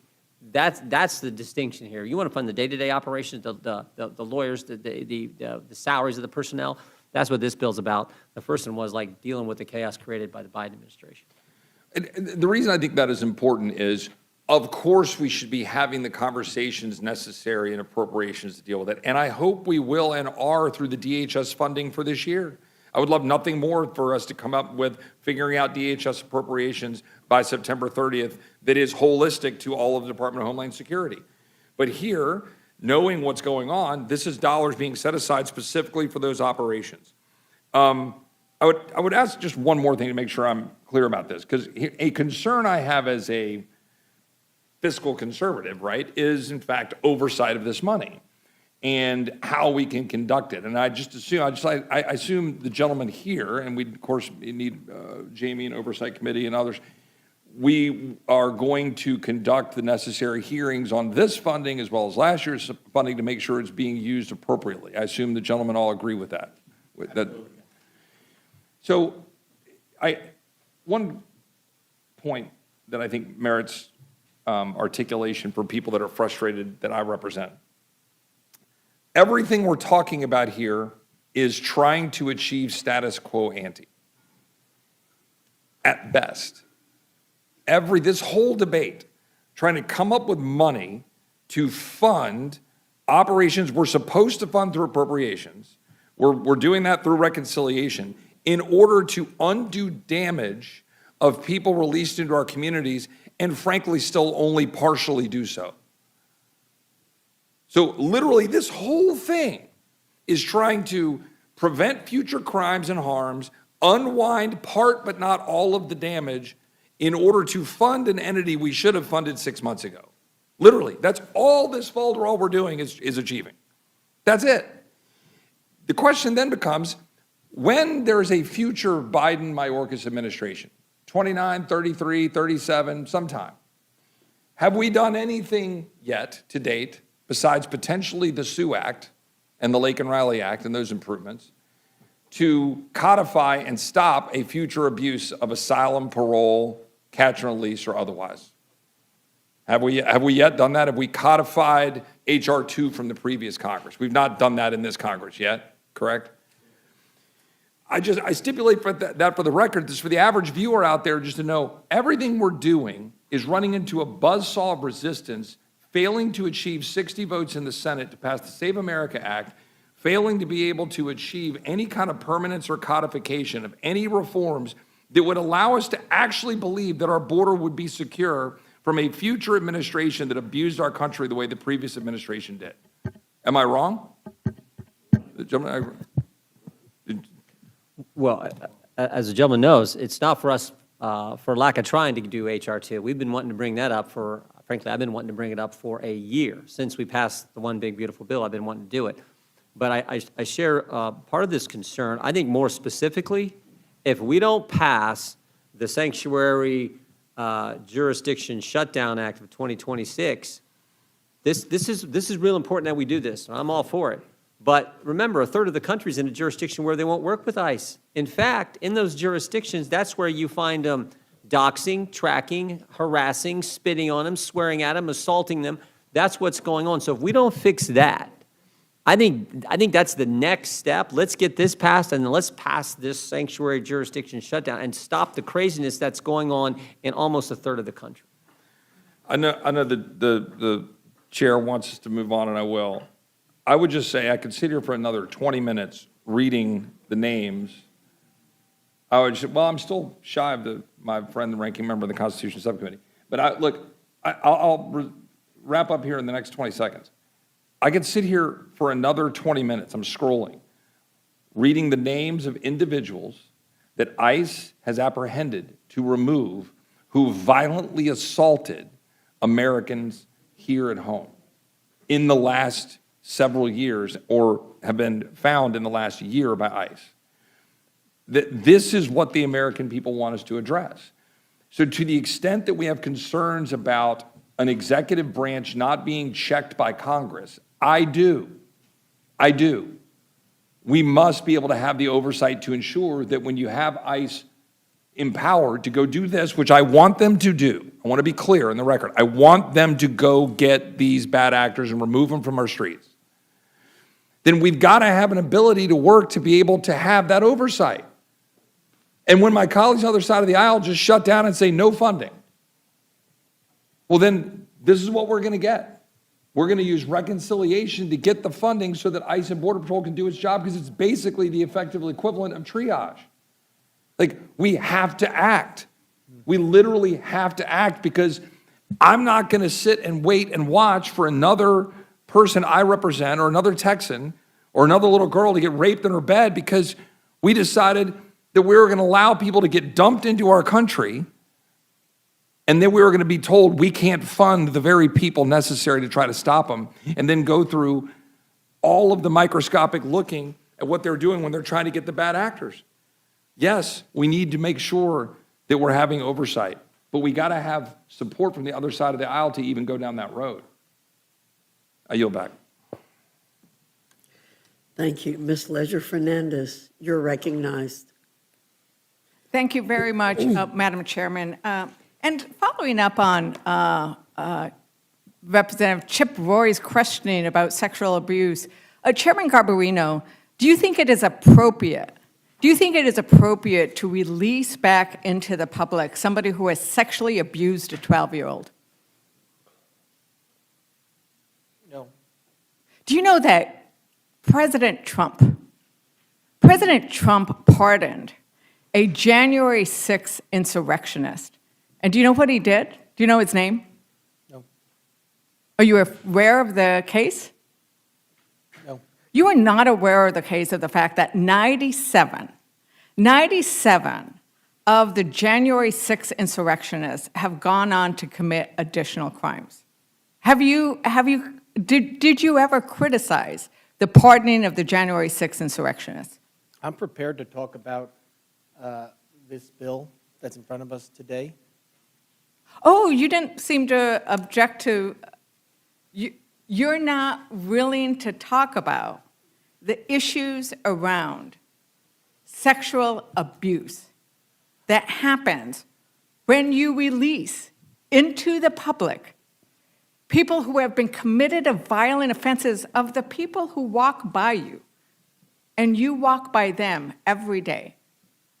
Have you ever asked any of the Capitol Police if they were there and talked to them about their experience on January 6th? As I said, I'm here to talk about the bill in front of us today, and I believe you were referring to Mr. Roy's question about ICE enforcement of and removal operations against. Well, let me ask you about the bill Well, if you today wanna- then. Yes, if you'd like. Let me ask you about the bill today. So right now, do you know how many women are pregnant and detained by ICE? Pregnant women. I do not. don't you think that it would be appropriate to make sure that before you come in and ask for $72 billion in additional funding for an agency that already has $100 billion, to say, what are they engaged in now?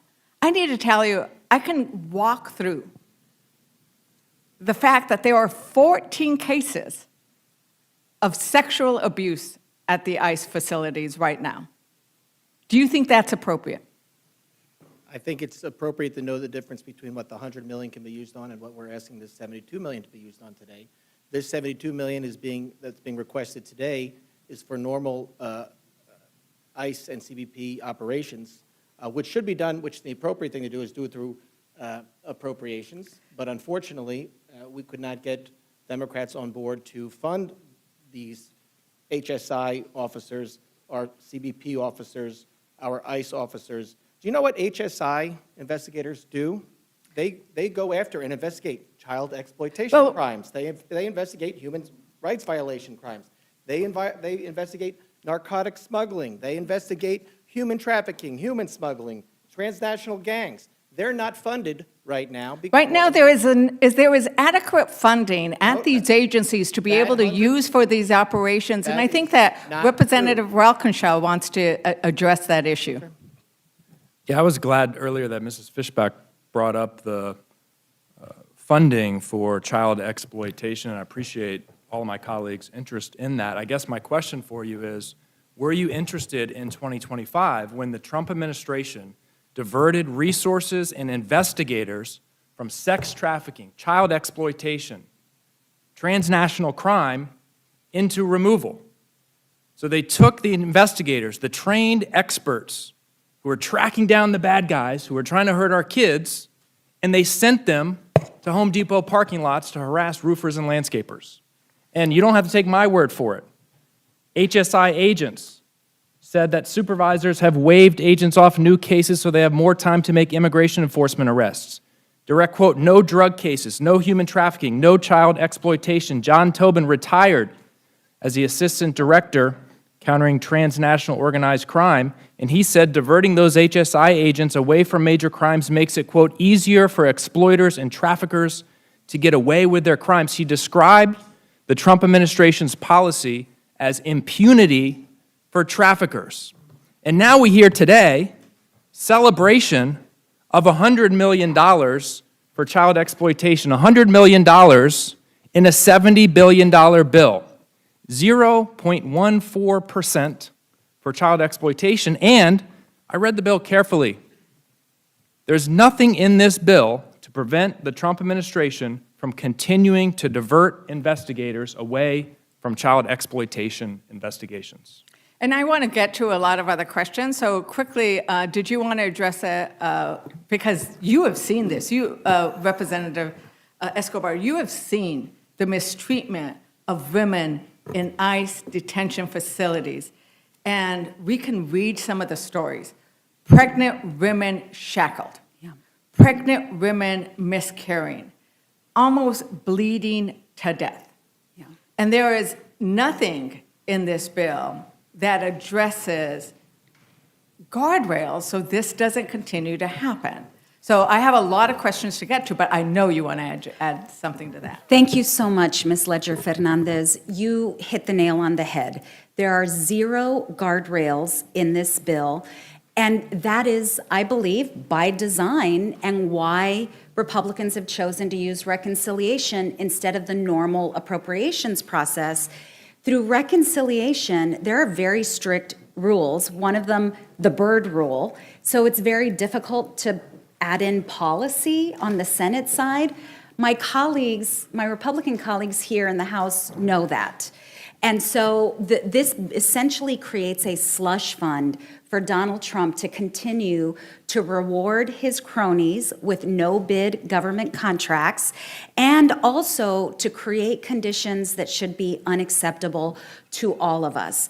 I want to also address something Mr. Roy said about how this somehow corrects what happened during the Biden years. A number of the individuals I have met in immigration detention have been here for decades. And to again point out something I mentioned in my testimony, many of the folks I have met entered the country legally. So when Donald Trump says we're going to go after all of the bad people, that's not true. That's never been true. This is about funding Stephen Miller's mass deportation fantasy, rewarding contractors who essentially are engaged in a pay-to-play situation. And with regard to the other claim that the existing $100 billion cannot be used to pay for CBP operations and personnel, he's been doing that. The president has been using that money, and in fact, even during his first administration, he violated the Impoundment Control Act over and over and over again. So did DOJ, violated that act over and over and over again. But they want to tell us that he can't use $100 billion in the DHS fund to pay for operations? I don't believe that for a minute. So Chairman Gabarino, I want to go back to, there was the pointing out about the slush fund and the fact that these J6ers, and Mr. Johnson, who I'm surprised you don't know about him, actually said that he tried to silence his victims by saying, I will pay you some money from the money I'm going to get from the slush fund. So I'm going to ask you again, because in this bill, we have the ability to amend it to say none of this money may be used to pay off the January 6th insurrectionists. So will you support that amendment? I'm here to talk about getting this bill passed and funding HSI, funding CBP, and funding the officers that are going, and you want to talk about child exploitation, which you brought up before. There are still 300,000 kids missing that were lost under the Biden administration. So if I asked you a HSI is doing question, that right now. I asked you a question about You whether asked you would about support an the amendment- J6, whether you would asked about an support amendment that has nothing to do telling with this bill. Trump he cannot use I'm these talking- funds to pay off J6ers. And so just to get clear, you were saying, I'm not going to answer that question because you clearly don't think the American people or your voters deserve to know where you stand on the slush fund. My voters know where I stand. I took. But where is it? Where do you stand on the slush I fund? I don't need to say it because it doesn't matter with this bill. My voters know where I stand. My local paper ran an article about what I said. You want to know what I said? You can go look it up. I'm talking about the 300,000 kids that are missing. We could amend this bill so it could contain here. I'm It's going to not go even to. in this bill. We need to make sure. But it we could be protect- amended, I mean, because that's an issue. We have the power to do that. We have the power to adopt a resolution. I'm going to go on, I mean, because this is $72 billion that we want to go back to is not paid for. This is money that our taxpayers are funding. Anybody watching this, and actually people do watch the Rules Committee for some reason, and it's important that they watch, because I think it's important that the American people know Republicans, what are Republicans' priorities? Republicans' priorities are funding an agency that is engaged in this corruption and this cruelty. And I want to go to Chairman Arrington. You and I share a border, right? And if you went to the ranchers in your district and you asked them, if you could give me a single word, what is the most important thing that they are concerned about today? Today. One word. It's hard to say it in one word, but they're concerned about the future of their country more than they are their next crop. And at the top of that issue is making sure we secure our sovereign border and protect our citizens. So you're saying that your ranchers care most about this bill, what we're doing today, than they do about anything else. You know what? I think your ranchers are probably very concerned about, one, the cost of diesel, because that's what my ranchers are about. We share a border. Yeah. And I know that your ranchers are also concerned about the screw worm. If we start talking about priorities, like these are priorities that our rural America is concerned about, is how expensive it is to fill up their truck because diesel is through the roof, and that is an issue that you voted no on because you did not support our War Powers resolution, which would have brought down the cost of diesel. And right now, the USDA has screwed up the issue with the screw worm. because we fired, we released, we pushed out 25% of the people who would have made sure and tracked and helped us control the infestation of screwworm. And it is terrifying because you have a case in your district that actually came from New Mexico. Do you know you have a case in your district already? I know we have cases in Texas. Do you know you have are you aware of the case you have that's been reported in your I district? know we have cases in Texas. I know about the screwworm threat. You are not and I aware promise that there you is a that reported every case of cowboy screwworm and plowboy in your district and mine care more about the safety of their families than they actually do the screwworm. That is a fact. Wow, okay. My Well, just so producers that and you your know- producers just so you care know, more. there has been a reported case. in I'd your love to district. debate. There are several others. There are quarantines going on, and this is an issue about priorities because Democrats are for. In fact, we have here one of the proponents of immigration reform, and we are for and very supportive. Some of us have different ideas of what it should look like. We are supportive of border security. We're supportive of using technology. We are not supportive of the cruelty and the corruption that is going on. And I want to go back to an issue that was raised earlier about the corruption, right? We had, because I wrote it down here, it's so amazing that when we talk about those warehouses, it's like more than 50%.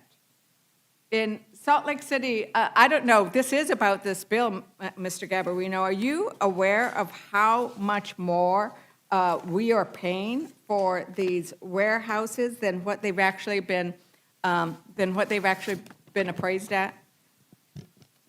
In Salt Lake City, the administration sought a warehouse for immigration detention. It was assessed at $97 million. Do you know how much the administration paid for that building? I'm not familiar with building. $145 million. In Roxbury, New Jersey, a warehouse was arrested at $62 million. Do you know how much the administration paid for that building? I'm not aware of the building. $129 million. In Georgia, they purchased a property valued at $26 million. Do you know how much they paid for that one? Not aware. $129 million, 5 times its value. So when we are talking about the importance of actually putting in the kinds of controls so we don't see the corruption that leads to 3 jets being purchased by Homeland Security, that leads to the payment of hundreds of millions of dollars that are not paid for. This is, I mean, Chip Roy's always talking about we got to bring the deficit down, but this is deficit spending. And last week, Republicans cut $200 million for funding for women, infant, and children. $200 million for women, infant, and children.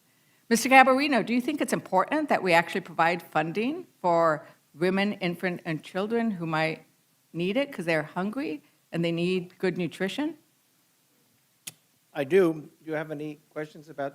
Actually, About that bill? do you know any of the 9/11 terrorist names? I mean, you're asking me about a whole bunch of names. Can you name one of the 9/11 terrorists? I mean, that's why the Committee of Homeland Security was created, was because of what happened on 9/11. You're asking about all other names. Well, Can no, you name one but of the this is, 9/11? I don't this think is you can. precisely related to Very your upsetting. bill. This is precisely related to your bill, because just with what we have overspent in for these warehouses by ICE, we could have funded the cuts that Republicans made to women, infant, and children funding. Those are the points that we are making. It's about priorities. And Republicans are here. You know, the chairwoman brought us in last week because there was an emergency, right? It was an emergency, even though there's $100 billion sitting at these agencies. But we have other emergencies like the screwworm, like how expensive diesel is, like the fact that we're going into a season of hurricanes and all these other things, and the Trump administration is pulling up the science that we need to track this. Those are emergencies. And I'm right now, I mean, I think we're going to have continued discussion, but I know you wanted to address something, Ranking Member Raskin, on this issue, if you may. Well, I wanted to address many things. I don't know which one you had in mind. I'll just say that, $70 billion is a lot of money, especially when you're sitting on $100 billion right now. The whole country, and I'm talking right to left, everybody thinks that the slaying of American citizens for exercising their First Amendment rights is unacceptable. And I think it's amazing that our colleagues would bring forward a blank check, essentially, for $70 billion without any strings attached in terms of correcting this misconduct and misbehavior going forward. And I think we will find that here, as with so many parts of this administration, it's a money-making operation and it's corrupt from head to toe, and we're getting looted and ripped off in the process. We can secure our border, we can conduct meaningful, reasonable law enforcement operations, we can respect constitutional rights without plundering the government and the taxpayers. So I had some last questions for Chair Jordan. Chair Jordan, I know that you often talk about the importance of what used to be Republican values, but Trumpican values don't seem to follow that. But do you believe ICE should be arresting United States citizens? No, they don't. Do you know how many? They're not supposed to do that at all. That's against Do you law. know how many United States citizens they've arrested? And I don't. I put don't know that number offhand, but that is not their charge. They're not supposed to do that. That is not allowed under the law. There was 170 United States citizens arrested and put in detention. Now, is there anything in this bill that helps train officers better and that demands that there be accountability so that you do not continue to arrest United States citizens?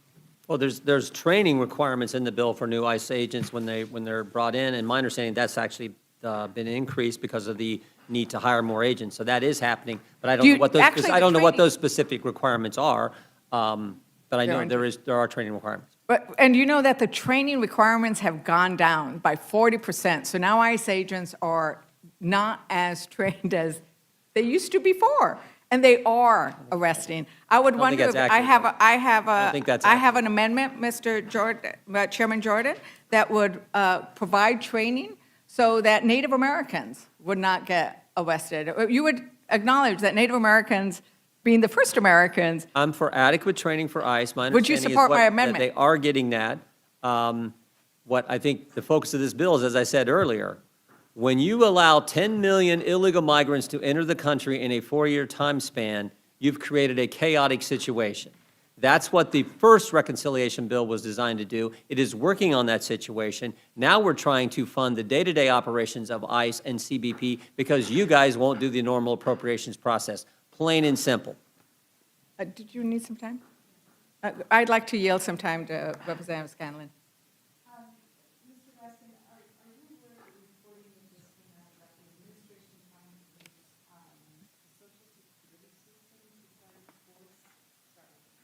Are you aware of the reporting about the administration trying to have immigrants declared legally dead in order to force them out of the country? There was a whistleblower report that came out last week.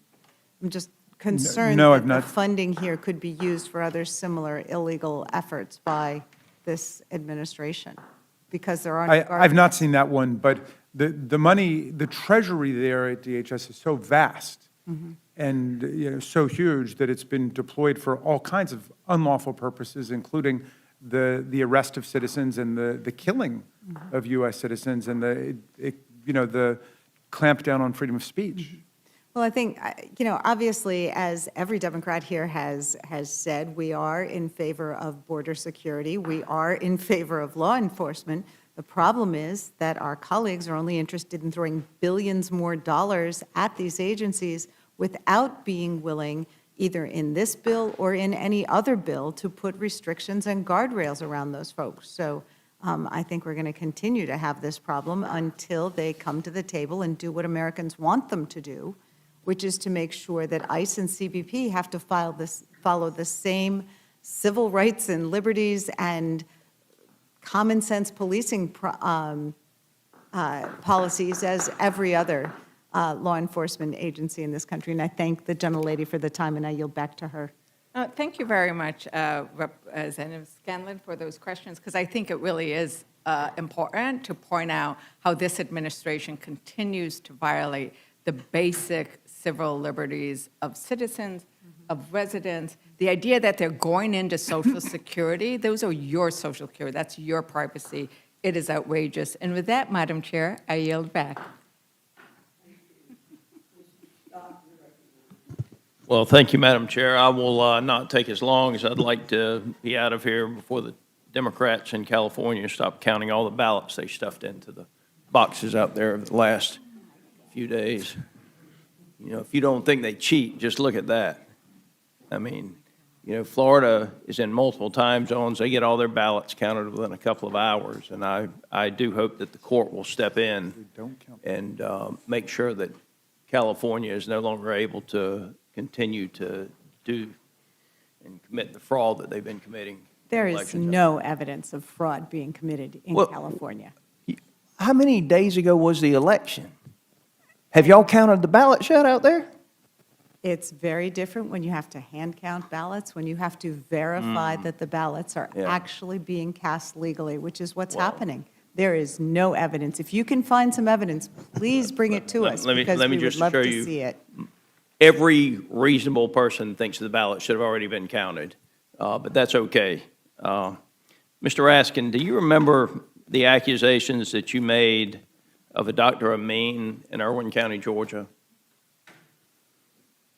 Was that when President Trump said, just find me 11,780 votes? Was that the incident? I'm not sure which incident you're referring You to. didn't hear my question? I just heard your question. You made a lot of accusations of a doctor in my district a few years ago, a Dr. Amin.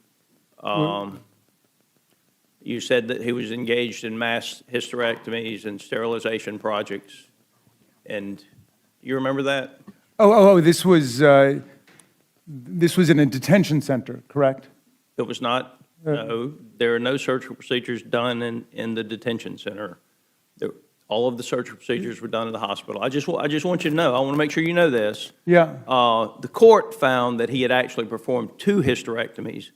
Both were deemed to be medically necessary after peer review, just for the record. But I'm glad to hear that. I'm remembering Yep. the incident you're talking about, where there were allegations that people were being coerced into hysterectomy. Yes, y'all just fell hook, line, and sinker. Well, you just made an allegation that there was fraud in the election in California without a single iota of evidence. Well, I think most people. Most people? I know someone else who uses that phrase. Well, I'm going to need something a little more concrete than that. Dr. Amin an apology for all the accusations were made. I just want you to. Send me the stuff. I'm very happy. I asked a series of questions. The court found that there were 2 hysterectomies performed. Y'all just fell hook, Yeah. line, and sinker for what some whistleblower said. Well, I take the facts seriously. First of all, I'm and going so- to reclaim my time. I'm not going to listen. Let's. The reason we're here is because the Democrats decided that they wanted to shut down Customs and Border Protection. Customs and Border Protection, which is what has secured our border, and to take away our ability to deport people that were illegally in the country. The bill needs to pass. I look forward to its passage. I look forward to President Trump continuing to keep our borders secure. I look forward to us having secure elections in this country. And with that, Madam Chair, I yield the remainder of my time. Thank you very much. Mr. Griffith, you're recognized. No questions. Thank you. I appreciate our panel members being here, and you are excused. Thank you, Madam Chair.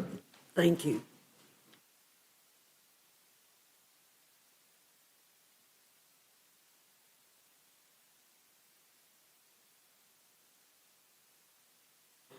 Without objection, I have a piece from November 13, 2025, called Operation Dirtbag, ICE arrest over 150 criminal illegal alien sex predators in Florida, crackdown, for the record.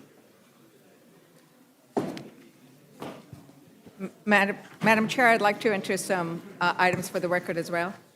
Without objection. Madam Chair, I'd like to enter into the record ICE's detention of pregnant individuals dated October 22nd, 2025, which details in excruciating and painful stories, some of the pregnancies, the miscarriages, the bleeding to death that I referenced earlier. Without objection. Madam Chair, I'd like to enter into the record the article dated June 8th, 2026, stated, in Texas cattle country, ranchers question if USDA can contain flesh-eating screwworm, and details how ranchers in Texas are very concerned about the failure Without of objection. the Trump administration Without to objection. address the screwworm. Madam Chair, I'd like to enter into the record, oops, it ran away. Madam Chair, I'd like to enter into the record with regards to the corruption we spoke about earlier, dated June 6, 2026, the alligator Alcatraz boondoggle, which sets out the corruption with regards to the Without detention objection. facility in Alcatraz, which we discussed earlier. Madam Chair, I'd like to enter into the record the article titled Granting Clemency by Trump. Scores of January 6 rioters have accused of new crimes. At least 97 of those who were charged in connection with the Capitol riot have reoffended in the years since the attack. Without objection. Thank you, Madam Chair. Madam Chair, I'd like to enter into the record the FDA conditional approval of the first drug for prevention and treatment of New World screwworm, which the Trump administration did September 30th of 2025. Without objection.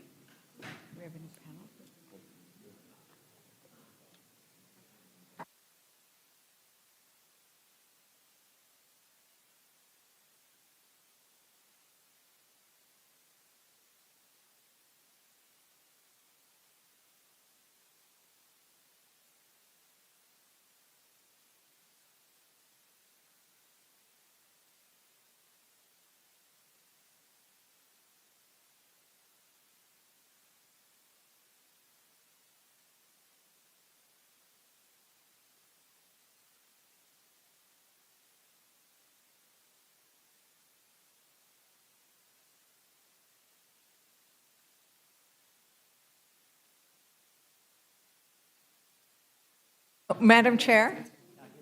Oh, did we? Okay.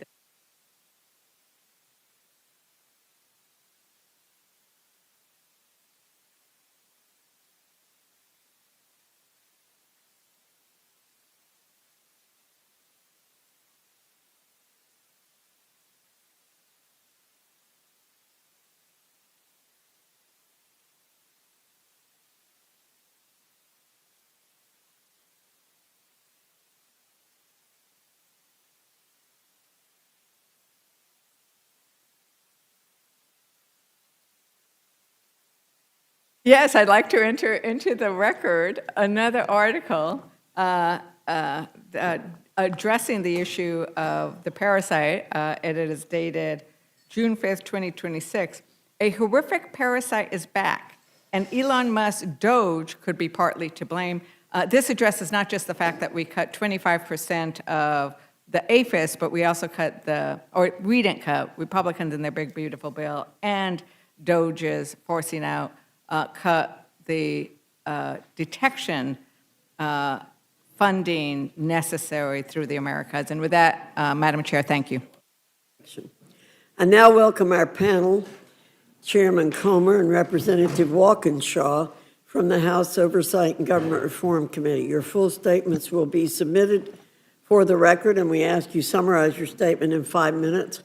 We also ask that you address all legislation in your committee's jurisdiction in your 5 minutes. Chairman Comer, I welcome your testimony. Thank you, Chairwoman Fox. We're facing a national emergency of fraud in federal programs that is impacting all Americans. According to the Government Accountability Office, the federal government is estimated to lose between $233 million and $521 billion annually to fraud across all federal programs and operations. That means the average American tax filer spends between $1,000 and $3,000 annually just on lining the pockets of fraudsters and criminals, while vulnerable Americans are robbed of the benefits these programs were designed to provide. Investigations conducted by the Oversight Committee into Minnesota's social services programs uncovered $9 billion that was potentially stolen by fraudsters. Our investigation exposed how senior state officials, including Governor Tim Walz and Attorney General Keith Ellison, were aware of widespread fraud in federally funded social services programs for years. These officials possessed the legal and procedural authority to stop fraudulent payments, but repeatedly failed to act. And we see that the same lack of care for federal funds in other states as well. Whether it is widespread fraud in California's hospice system, or fraud in Medicaid waiver programs for home personal care services in Ohio or New York, it is clear that fraudsters will continue to work to steal taxpayer funds without strong oversight measures in place. The Trump administration has taken decisive action to combat fraud, waste, and abuse by establishing the White House Task Force to eliminate fraud. Since March, the task force has uncovered hundreds of millions of dollars worth of fraud just in the state of California, including through suspected fraudulent government contracts, child nutrition program, and federal student aid applications. House Resolution 1355, sponsored by Representative Pat Fallon, emphasizes that these schemes across the country harm American taxpayers and the vulnerable recipients who these programs were designed to help. This resolution underscores the urgent need for stronger fraud prevention reforms to safeguard taxpayer dollars, particularly by preventing fraud before it occurs and thus ending the unsuccessful pay-and-chase model in federally funded programs. While the Department of Justice's efforts to hold these fraudsters accountable and recover taxpayer dollars are commendable, taxpayers deserve and demand that we put a stop to fraud before it happens. That is why we have also brought two bills before Rules Committee. The Stopping Fraudulent Payments Act adds critical safeguards to the processing of federal payments to ensure they are made in the right amounts and to the right recipient before an agency awards funds or requests a payment be dispersed. H.R. 8464 addresses the status quo of pay and chase by requiring agencies to conduct fraud prevention and verification activities prior to issuing payment requests. The bill authorizes the U.S. Treasury to return payments to agencies that are flagged for elevated fraud risk and specific indicators of fraud for further review and corrective action before a payment is issued. This bill will also help agencies and the American public understand when a legitimate recipient's identity is being stolen and used for fraudulent activities by criminals, which we see happening more and more every day. The Fraud Prevention Accountability Act dramatically enhances how agencies prevent fraud, especially during any future national emergency. It also ensures the government-wide data analytic resources established initially to investigate pandemic-era fraud are permanently preserved. Experienced fraudsters understand that when the government responds to a crisis, agencies often let their guard down. GAO estimates that hundreds of billions of dollars were potentially lost to fraud during the COVID-19 pandemic, and I think that number's conservative. The Pandemic Response Accountability Committee, or the PRAC, built a data analytics capability on the fly as pandemic relief funds were already being expended by agencies. It is estimated that if the PRAC were established prior to the pandemic, as much as $79 billion in fraudulent payments could have been prevented on the front end. H.R. 8312 was drafted based on years of diligent oversight work under the leadership of Government Operations Subcommittee Chairman Pete Sessions, the sponsor of the bill.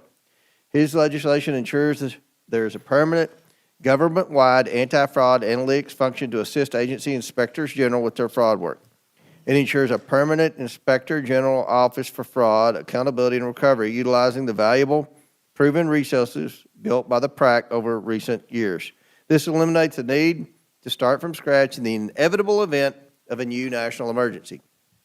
I want to emphasize that these bills should be considered in the broader context of the committee's legislative work on fraud prevention and financial integrity reforms, the vast majority of which have bipartisan support. Just today, we're also advancing 8 bipartisan fraud and program integrity reform bills that will safeguard taxpayer dollars from fraudsters and cheats.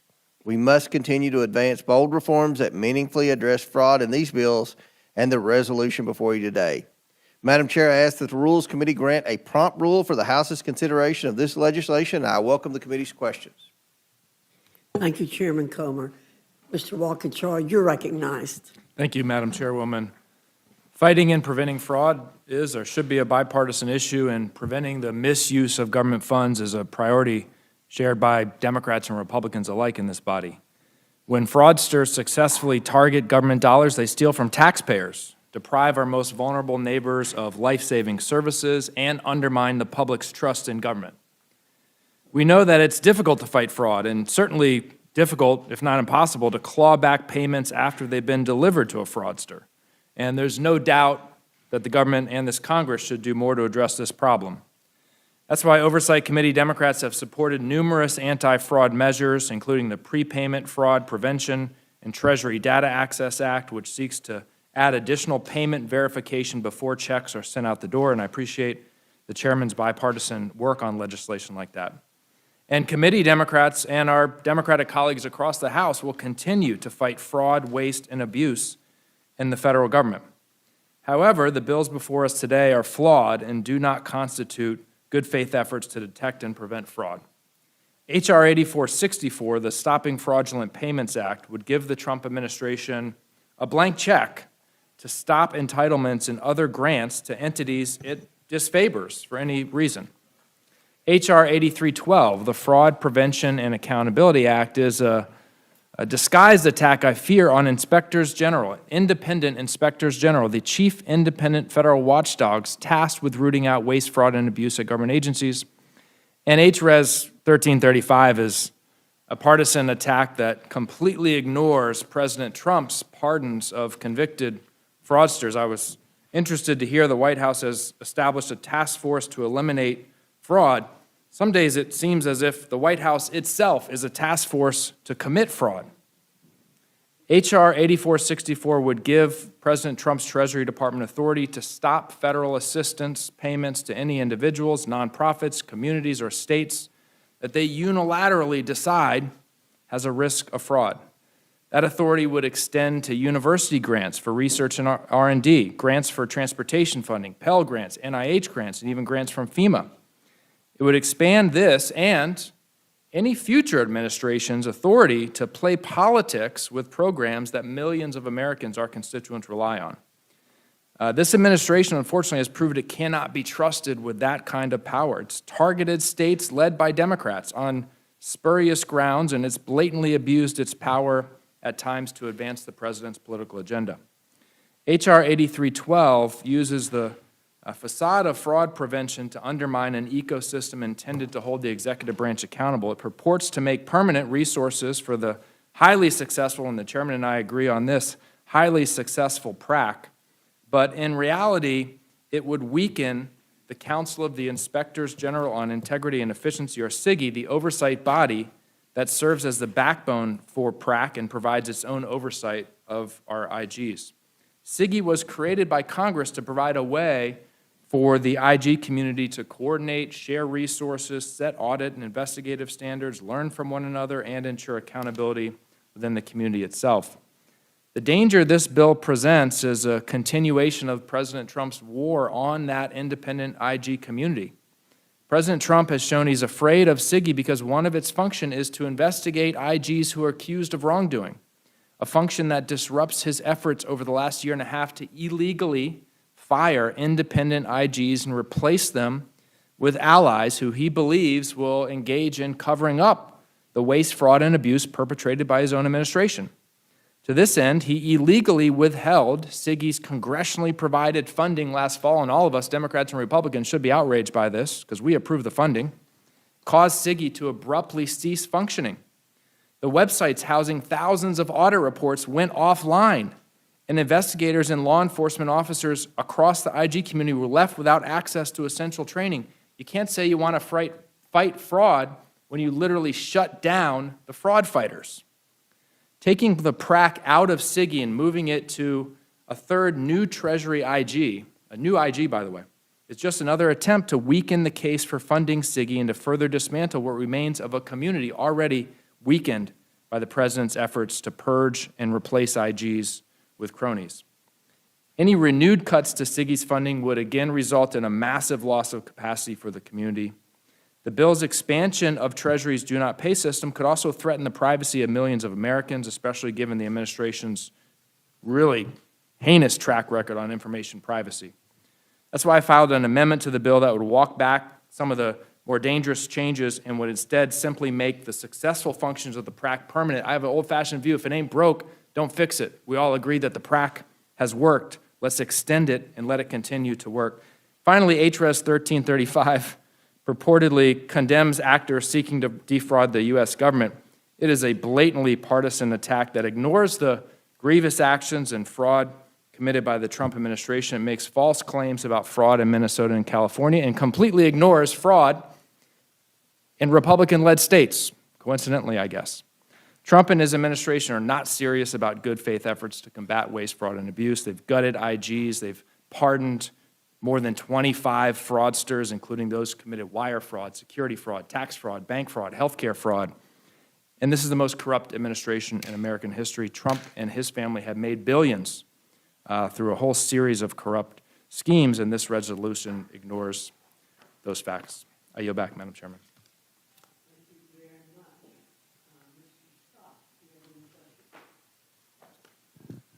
I just want to say thank you to the people that are exposing the fraud. I wish that it were being prosecuted at the level that it needs to be. And I would encourage anybody who gets a text message encouraging them to put something in a crypto ATM to recognize that that is fraud. I am baffled at how much of that is going on in my district and our senior citizens being taken advantage of. And I'm thankful that Donald Trump is making it a priority to stop this fraud that is being perpetuated throughout this country. With that, I yield back. Thank you. Ms. Scanlon, you're recognized. Thank you. I'm glad to hear that is a priority because most of the FBI and DOJ folks who work on that have been pulled off to do immigration work. But I think it is abundantly clear to anyone who's paying attention that the #1 source of fraud, waste, and abuse in our federal government today is the Trump administration, whether it's shady crypto investments, insider trading on the stock market and prediction markets, or massive pay-to-play schemes for pardons and dropped enforcement cases. The Trump administration has ushered in blatant and open corruption in this White House. The president, his family, and many of his business associates have made billions of dollars since coming into office. They've abused every opportunity to enrich themselves. Trump's businesses have received billions in investments from foreign countries and businesses seeking government favors. His campaign funds have received millions more from people looking for pardons. Trump's own stock investments are showing signs of insider trading as they are more numerous and profitable than ever before.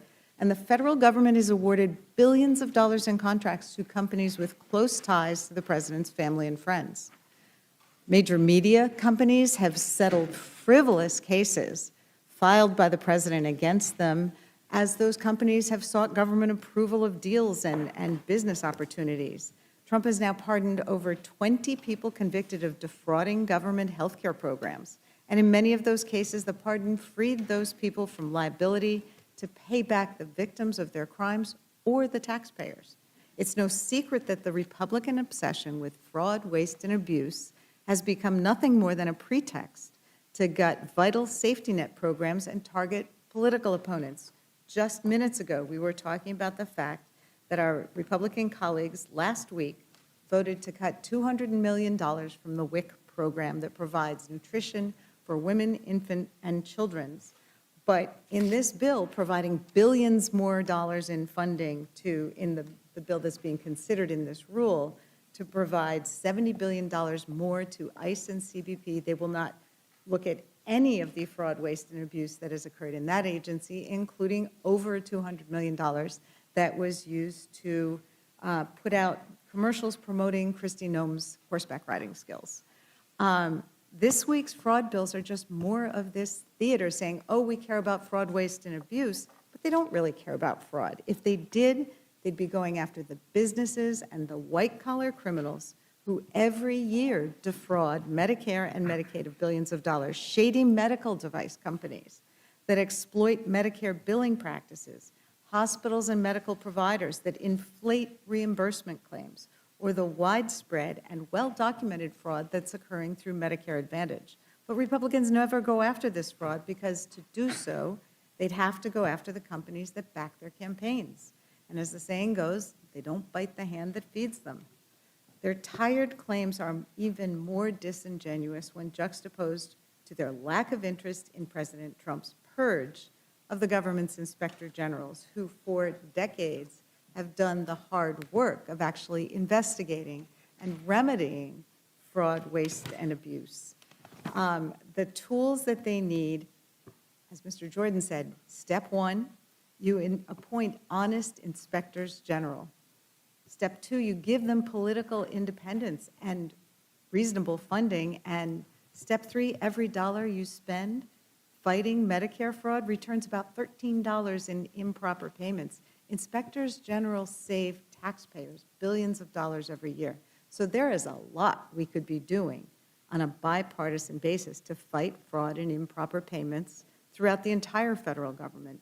But until Republicans get serious about preventing fraud, starting at the top, instead of protecting their allies, that work isn't happening. Representative Walkinshaw, could you just tell us a little bit more about the Inspector General system? Because my understanding is Inspector Generals were set up to be independent inspectors who can do the work necessary to root out fraud and corruption when it impacts taxpayer dollars in the federal government, but they've been sidelined, they've been fired, and now they're being defunded. Yeah, that's right. I mean, they are the individuals, the teams, really, who have time after time after time uncovered instances of waste, fraud, and abuse, by the way, across multiple administrations. And one of the things that is really key is that we have permanent IGs in place in every agency, because permanent IGs have legal protections. They are legally protected from being fired because they anger an administration. And what President Trump has done in illegally firing those permanent IGs and replacing them with acting IGs is taking away those legal protections, so that we can no longer have confidence that those acting IGs, who now could be fired if they step out of line, if the administration thinks they've stepped out of line, we can no longer have confidence that they are willing and able to uncover and reveal those instances of waste, fraud, and abuse. And in the FY27 budget proposal, the president's budget proposes a 30% cut for IGs across the board. So we're going to slash the funding for the folks who are out there looking to identify the waste, fraud, and abuse. And we're going to give the Treasury Secretary the unilateral absolute authority on his own to look at any dollar going out of the door and just say, I think that could be fraud. I don't think that's going to lead to catching and preventing more fraud. I think this is why it's been a priority for senators and members of Congress over decades to have an independent, professional group of people who were skilled in this. I mean, obviously, with a federal government that spends a lot of money, there are always going to be bad actors looking for ways to profit off those dollars when they're not entitled to it. But it is really, really concerning that that independence has been undermined. I think it's fair to say that the president's ire was raised because in multiple circumstances, inspectors general have criticized the actions of his administration, and that's precisely why their independence is so necessary. So thank you for your testimony, and I would look forward to partnering with our Republican colleagues to reestablish the independence and funding for the inspectors general who've done such great work for the country, for our taxpayers, for decades until they've been sidelined by this administration. So thank you. I yield back. Thank you very much. Ms. Leisure Fernandez, do you have any questions? Yeah, I mean, I think that there is a concern. Nobody wants fraud and abuse. That's taxpayer dollars that are going to waste. But we are very concerned about the apparent lack of fraud and selling of pardons, and thank you for pointing that out. I noticed that there was, with regards to this ballroom, this gilded ballroom that was originally going to be paid for by others. And then they came and asked us to pay $1 billion, and there was an uproar about that. But the recent reporting that there was $50 billion of contracts awarded to those corporations that donated money to Trump's ballroom. And I think that you talked in an earlier panel about the problem of no-bid contracts, the problem of having everything go through a single person, because then it is so much easier to manipulate and basically steal the money outright, right? They are like, what's amazing is they are stealing the money, Americans' taxpayer dollars, in public view.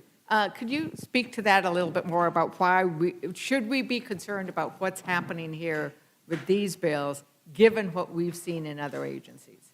Yeah, I think we've seen throughout this Trump administration, I think the most charitable way to describe it is unorthodox contracting practices. And we've seen it directly at the White House. We've seen it at the Department of Homeland Security we were discussing earlier, where Secretary Noem spent more than 200 million taxpayer dollars on an advertising campaign. The money, $140 million of it, went to a newly established secretive Delaware shell company and made its way into the bank accounts of a conservative political advertising firm that she had steered money to previously when she was governor of South Dakota. How was she able to do that? How was her office able to do that? She said it was an emergency.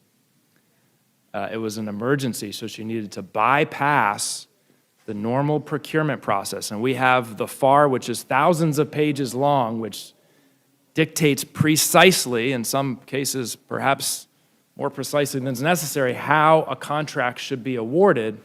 She bypassed it completely because she said it was an emergency. She had to get her face on TV to the tune of $200 million and had to funnel the money to her political allies. And we've seen that kind of, whether it's corruption or it's waste or it's fraud or it's abuse or it's all four, it certainly isn't a good deal for the American taxpayers. And these bills wouldn't do anything to address that. I think the way to get at that level of fraud when it's coming from the top is for Congress to take its oversight responsibilities seriously, and for either the Homeland Security Committee or the Oversight Committee to investigate some of these contracting practices taking place in these agencies at the very top.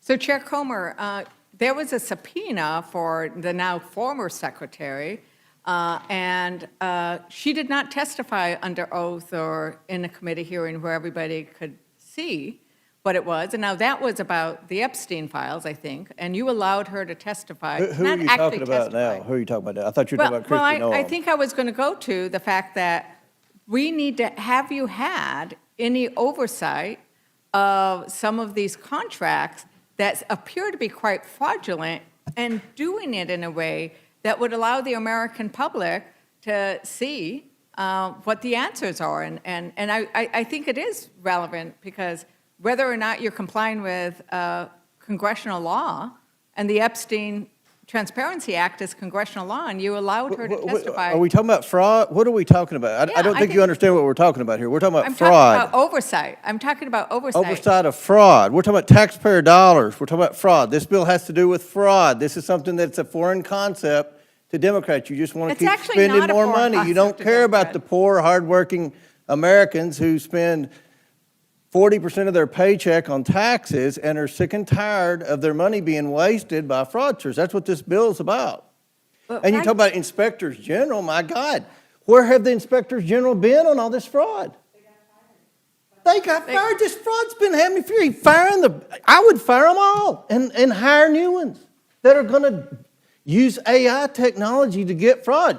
All you all do is kiss the butts of the federal employees. You don't want to fire anybody. Kristi Noem, I agree with what you're saying. She got fired. She should have gotten fired. And anybody that defrauds the taxpayer should get fired. You all never fired anybody. And you're talking about the pardons, the last president who we investigated pardoned his whole family, and you all didn't say a word. You giggle all you want. The American people are fed up. You're going to be in for a shock, I think, when you see how angry the people are at fraud and the Democrats' lack of doing nothing. I mean, these should be bipartisan bills to detect fraud, and all you're concerned about is hiring more federal employees that have not been detecting fraud. I think what Democrats are concerned about is the ongoing fraud of of our taxpayer dollars inflicted on the American people, and we are seeing it over and over again. And, you know, we just saw that this administration, Trump wanted a slush fund, which was basically a fraud on the taxpayer so he could give it to the January 6th insurrectionists, 97 of whom have already been convicted of new crimes. We have seen that fraud in the terms of the way he is giving out pardons, selling pardons, and then The last, your president, your beloved President Biden pardoned his whole family for fraud. Pardoned his whole family on the way out the door. I am Stop talking speaking, over each I other. have not asked you a question, and I think that this is it. There is a concept that this administration and the Trump Republicans are really working on, which is that they try to say, well, let's talk about fraud, because it is so rampant with this administration. So they think that if they bring a resolution to talk about fraud, that we will not pay attention, but the American people know. The American people know that they are suffering. They are suffering high gas prices, high diesel prices. In my district, it's diesel, right? They are suffering from the fact that you do not pay attention to what is important. You have dismantled, this administration has dismantled the Consumer Protection Bureau that used to protect consumers from fraud. You have dismantled that. So every step around the way, this administration and Republicans side with the biggest corporation and not with the working families or the consumers. In fact, it's working class that Democrats are constantly standing for, and what we're seeing is Republicans are constantly standing with the corrupt class. It's working class versus corrupt class. I know where I stand. I don't know if there's anything else that you wanted to add to this, Representative Walkinshaw, if you wanted to add to the debate on this. Did you need some time? Okay. No, I'm not. Well, let me actually enter into the record, ask unanimous consent, Madam Chairwoman, enter into the record a report from the Center on Budget and Policy Priorities, House Bill 8464, to make blocking federal funds easier would take away help people need to afford rising costs. Without objection. Thank you. And I think, thank you very much, Representative Walkinshaw, because last week we discussed a bill and the fact that they wanted to go after fraud, but they were unwilling to go after the corporations who committed that fraud. And I think that we see that over and over again. And I just want to correct the record in the sense that Trump did not fire Noam. He created something called the Special Envoy for the Shield of the Americas. And I would like to yield some time to Representative Scanlon. Yeah, I just wanted to seek unanimous consent to introduce an article from the Washington Post from last week, June 4. Ballroom donors won $50 billion in contracts after giving to Trump project, according to a watchdog. Without objection. Thank you. I yield back to you. Thank you very much. And I think it's actually close to, is it close to $4 billion? It's over $4 billion that the Trump and his Trump family itself made, yeah. Yeah, it's certainly in the billions when you add up the digital schemes, the foreign real estate deals. And look, Chairman Comer said he thinks Democrats are in for a shock when we learn how angry people are. I think respectfully, Mr. Chairman, you and your colleagues might be in for a shock when you learn that American folks across the country were struggling to make ends meet, buy groceries, put gas in the tank, are wondering why the heck the Trump family is profiting, why the hell the Secretary of the Department of Homeland Security is flying in a $70 million G700 Gulfstream, the most luxurious Gulfstream that exists. Everyone in this town is feathering their nests while our constituents are struggling to get by. I think you and your colleagues might be in for a shock in a few months about that. Thank you very much, and Madam Chair, I yield back. Thank you, Ms. Leisure Fernandez. Mr. Jack. Mr. Chairman, thank you very much for testifying. It's an honor to serve on your committee, and I would welcome for this committee you sharing with us. I come from a political background, and running on the elimination of waste, fraud, and abuse was one of the core campaign promises many of us made in 2024. The Americans sent us, the presidents, the White House, and us, the Republican majority. How do these bills we're considering today help us achieve that campaign promise? Yeah, absolutely. And these bills catch fraud before the money, they prevent the money from going out the door. That's the problem. So much of this fraud is happening from foreign fraudsters. Once you figure out, oh my gosh, the government just wired money to this fraudster, well, they're in China, that money's gone. You'll never get it again. That happens every day in the federal government. That's what these bills do. Prevent fraud before the money goes out the door to the fraudsters, because so many of them, again, are foreign, you'll never get them back. And I have to add, we just published a report today where we did a very deep dive in the Minnesota fraud, where we brought in 9 career government employees, almost all of whom were registered Democrats. Not that that matters, but they were registered Democrats. They blew the whistle on the fact that Governor Walz and Attorney General Ellison knew about the fraud, yet did nothing about it. And our fraud report also showed, and I want you to listen to this, Ms. Scanlon, that the USDA Inspector General was not responding to clear signals that fraud was rampant. So I guess you want to give them a promotion and a pat on the back and probably a pay raise and let them keep working from home.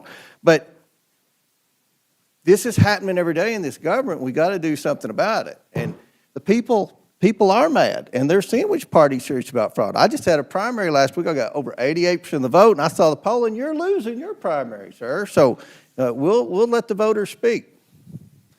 Madam Chair, I yield back. Thank you. Thank you very much. Gentlemen, thank you very much. Would you Madam like Chair, to may I ask- put the report in the... Yeah, may I ask unanimous consent to enter into the record the Oversight Committee the majority staff report titled "The Cost of Doing Nothing: How Tim Walz and Keith Ellison Fueled Minnesota's Fraud Explosion." Without objection. Thank you, gentlemen, for coming. We appreciate your being here. And with no further questions, you're excused.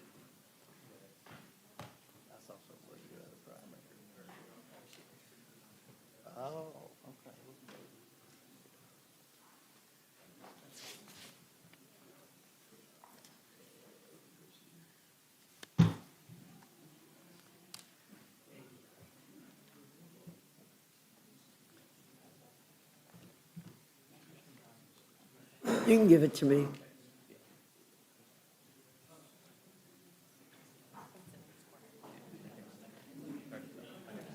can give it. Just, yeah, we're over there. There you go.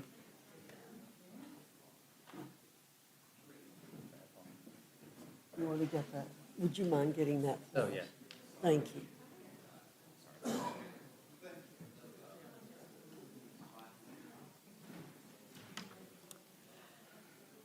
Okay, this is a test, members of Congress.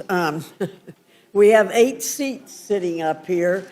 Just take it. Will Ms. Randall, Ms. Tlaib, Mr. Correa, Ms. Garcia, Ms. Jayapal.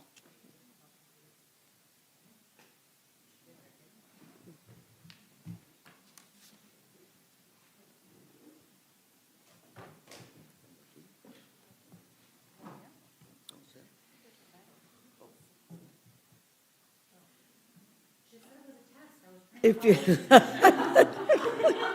we have a hard time getting people to sit down in the right seat.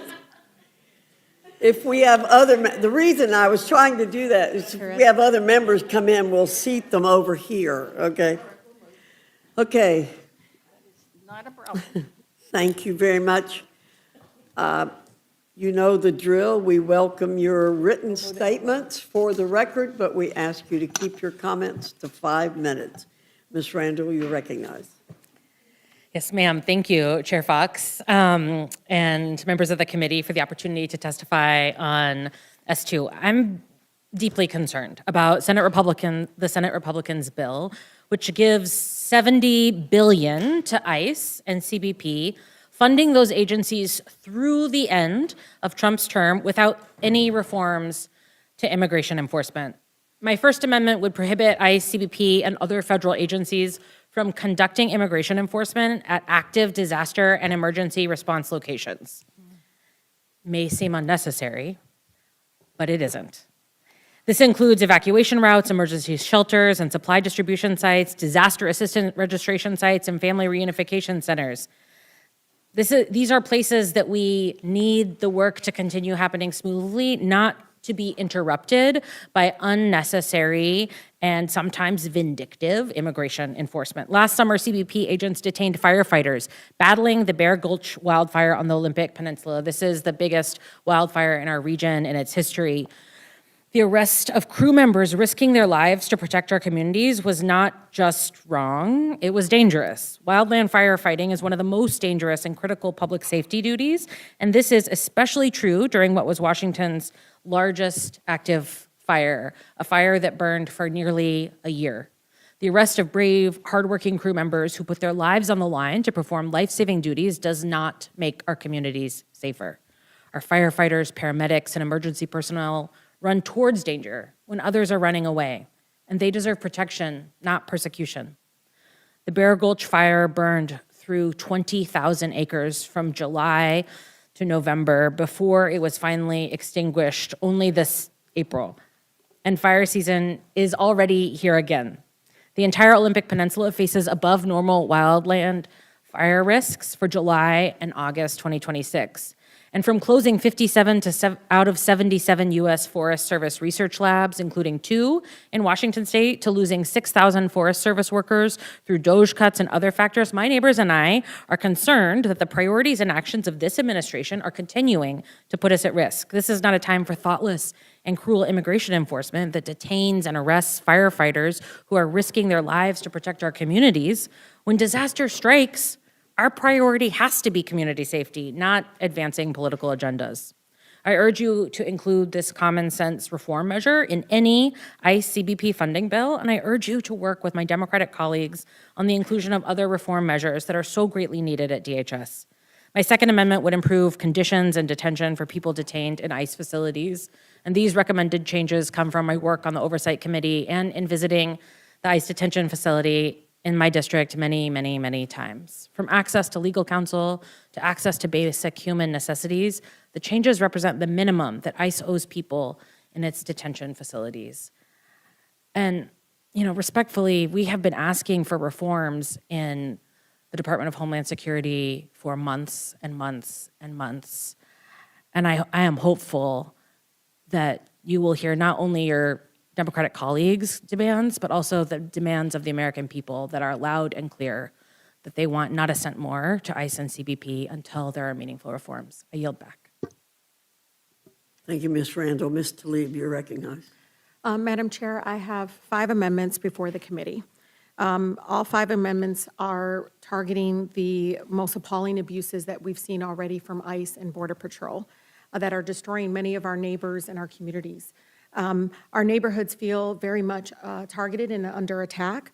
Instead, of us spending the money and resources to make our country more affordable to live in, addressing housing crisis. In my community, the clean water crisis, the fact that we need access to clean water is something they want us to prioritize, but allowing this unhinged agency to target communities and people that look like me. One of my amendments would codify my bill, ban the Warehouse Detention Act. Madam Chair and all the members, you should know the for-profit scheme that is within our detention centers in these ICE cages are real. We already know that Core Group has already made over $240 million in profits, are complaining that that's not enough. This prevents DHS from caging our immigrant neighbors in these horrific new warehouse detention camps, like the one that they're trying to open in Romulus. This ICE detention center, this ICE cage that they want to build in Romulus, Michigan, was supposed to be a manufacturing center. And instead, they're going to cage and house human beings there.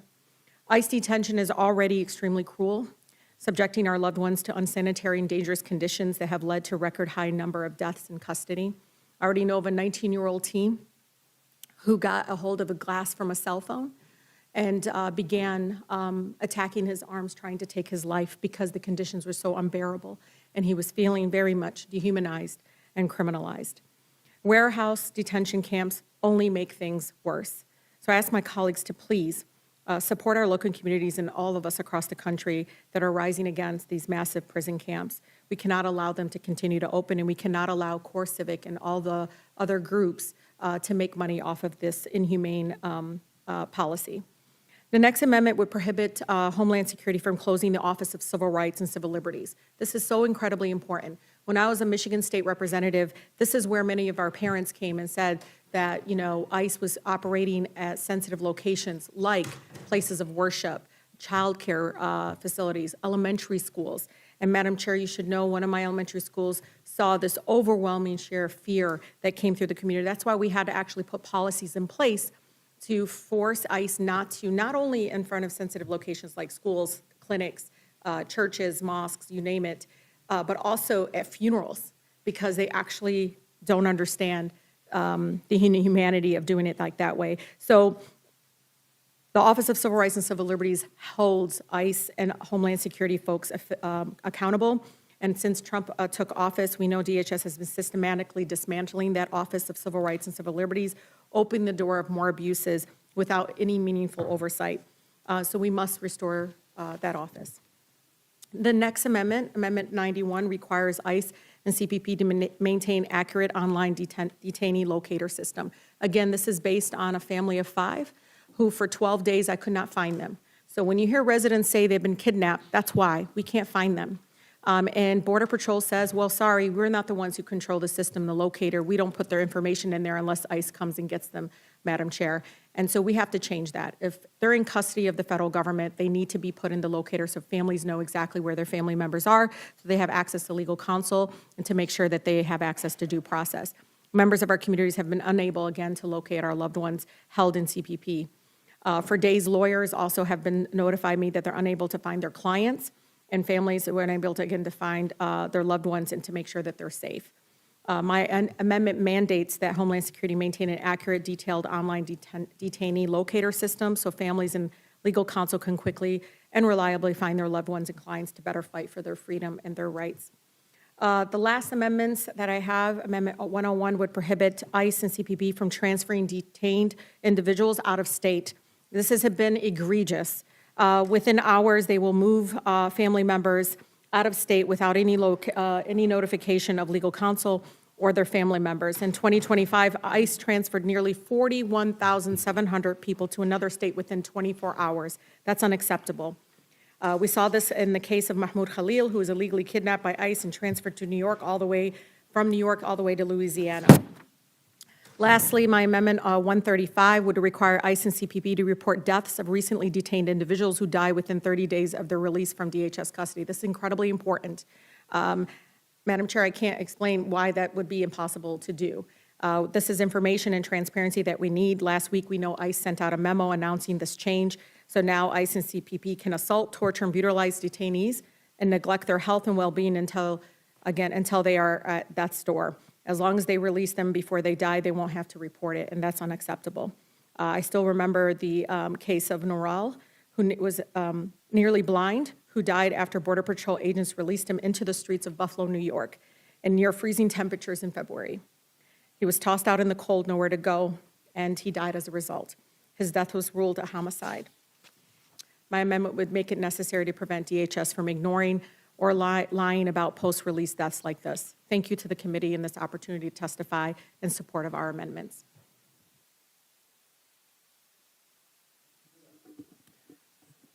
Thank you, Madam Chair and Ranking Woman. Before you today, before this Rules Committee, you're considering a proposal to give an additional $70 billion to the Department of Homeland Security on top of the already $170 billion given to DHS last year.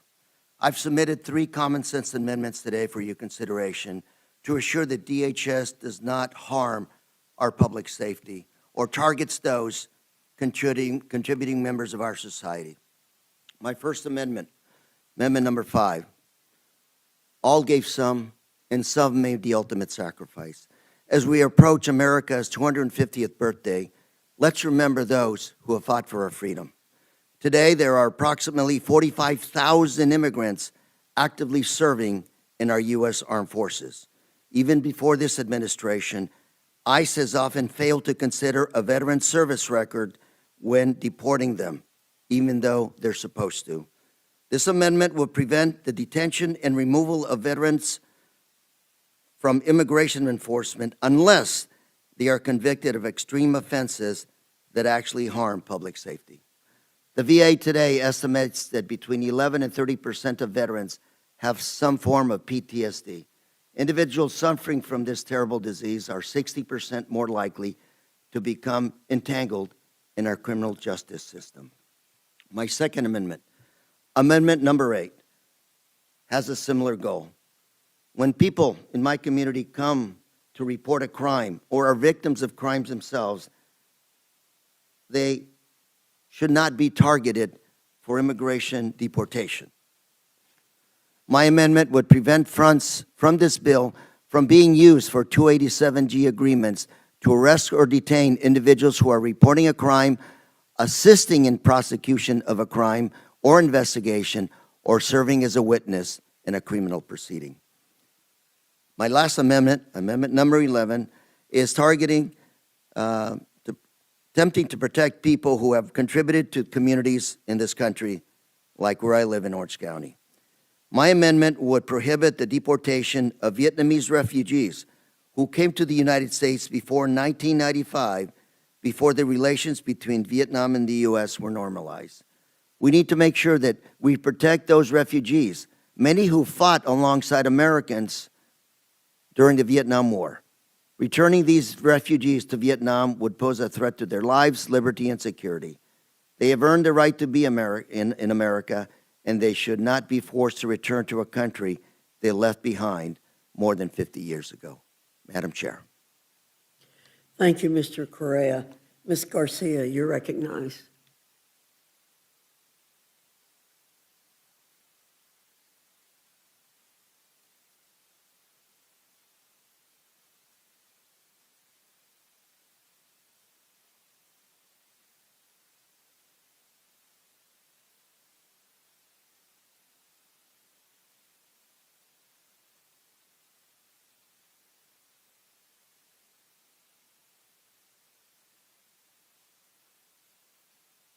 Punishes immigrants, it's about cruelty. It funds more raids, detentions, and deportations while refusing to require the reforms this moment demands. No judicial warrants, no ban on masking, no independent investigations where federal agents killed or seriously injured someone, no clear identification requirements, no real accountability for abuse. That is not public safety. It is power without accountability, and it's hurting Americans. Recent economic research found that for every 6 immigrant workers removed, 1 American worker lost their job. In Houston, we're already seeing the consequences.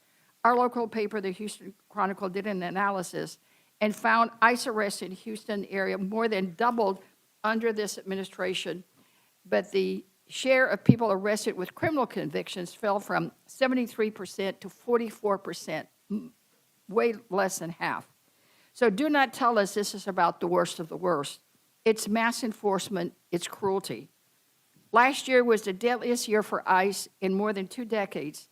This year already it's on pace to be the worst. We have seen 2 Americans shot and killed by federal immigration agents. And still, this administration does not hide the cruelty. They promote it. They brag about it. They turn fear into social media content. It's cruelty dressed up as policy. That is why I'm offering 10 amendments to put basic limits, oversight, and human dignity back into this bill. My amendments would stop taxpayer dollars from fueling enforcement in field offices. They would include my Restoring Community Trust Act, because police officers should not be forced to serve as immigration agents. When immigrant families are afraid to report crimes to go to court, everyone is less safe. My amendments would fund processing instead of chaos. This money would go to U.S. citizenship and immigration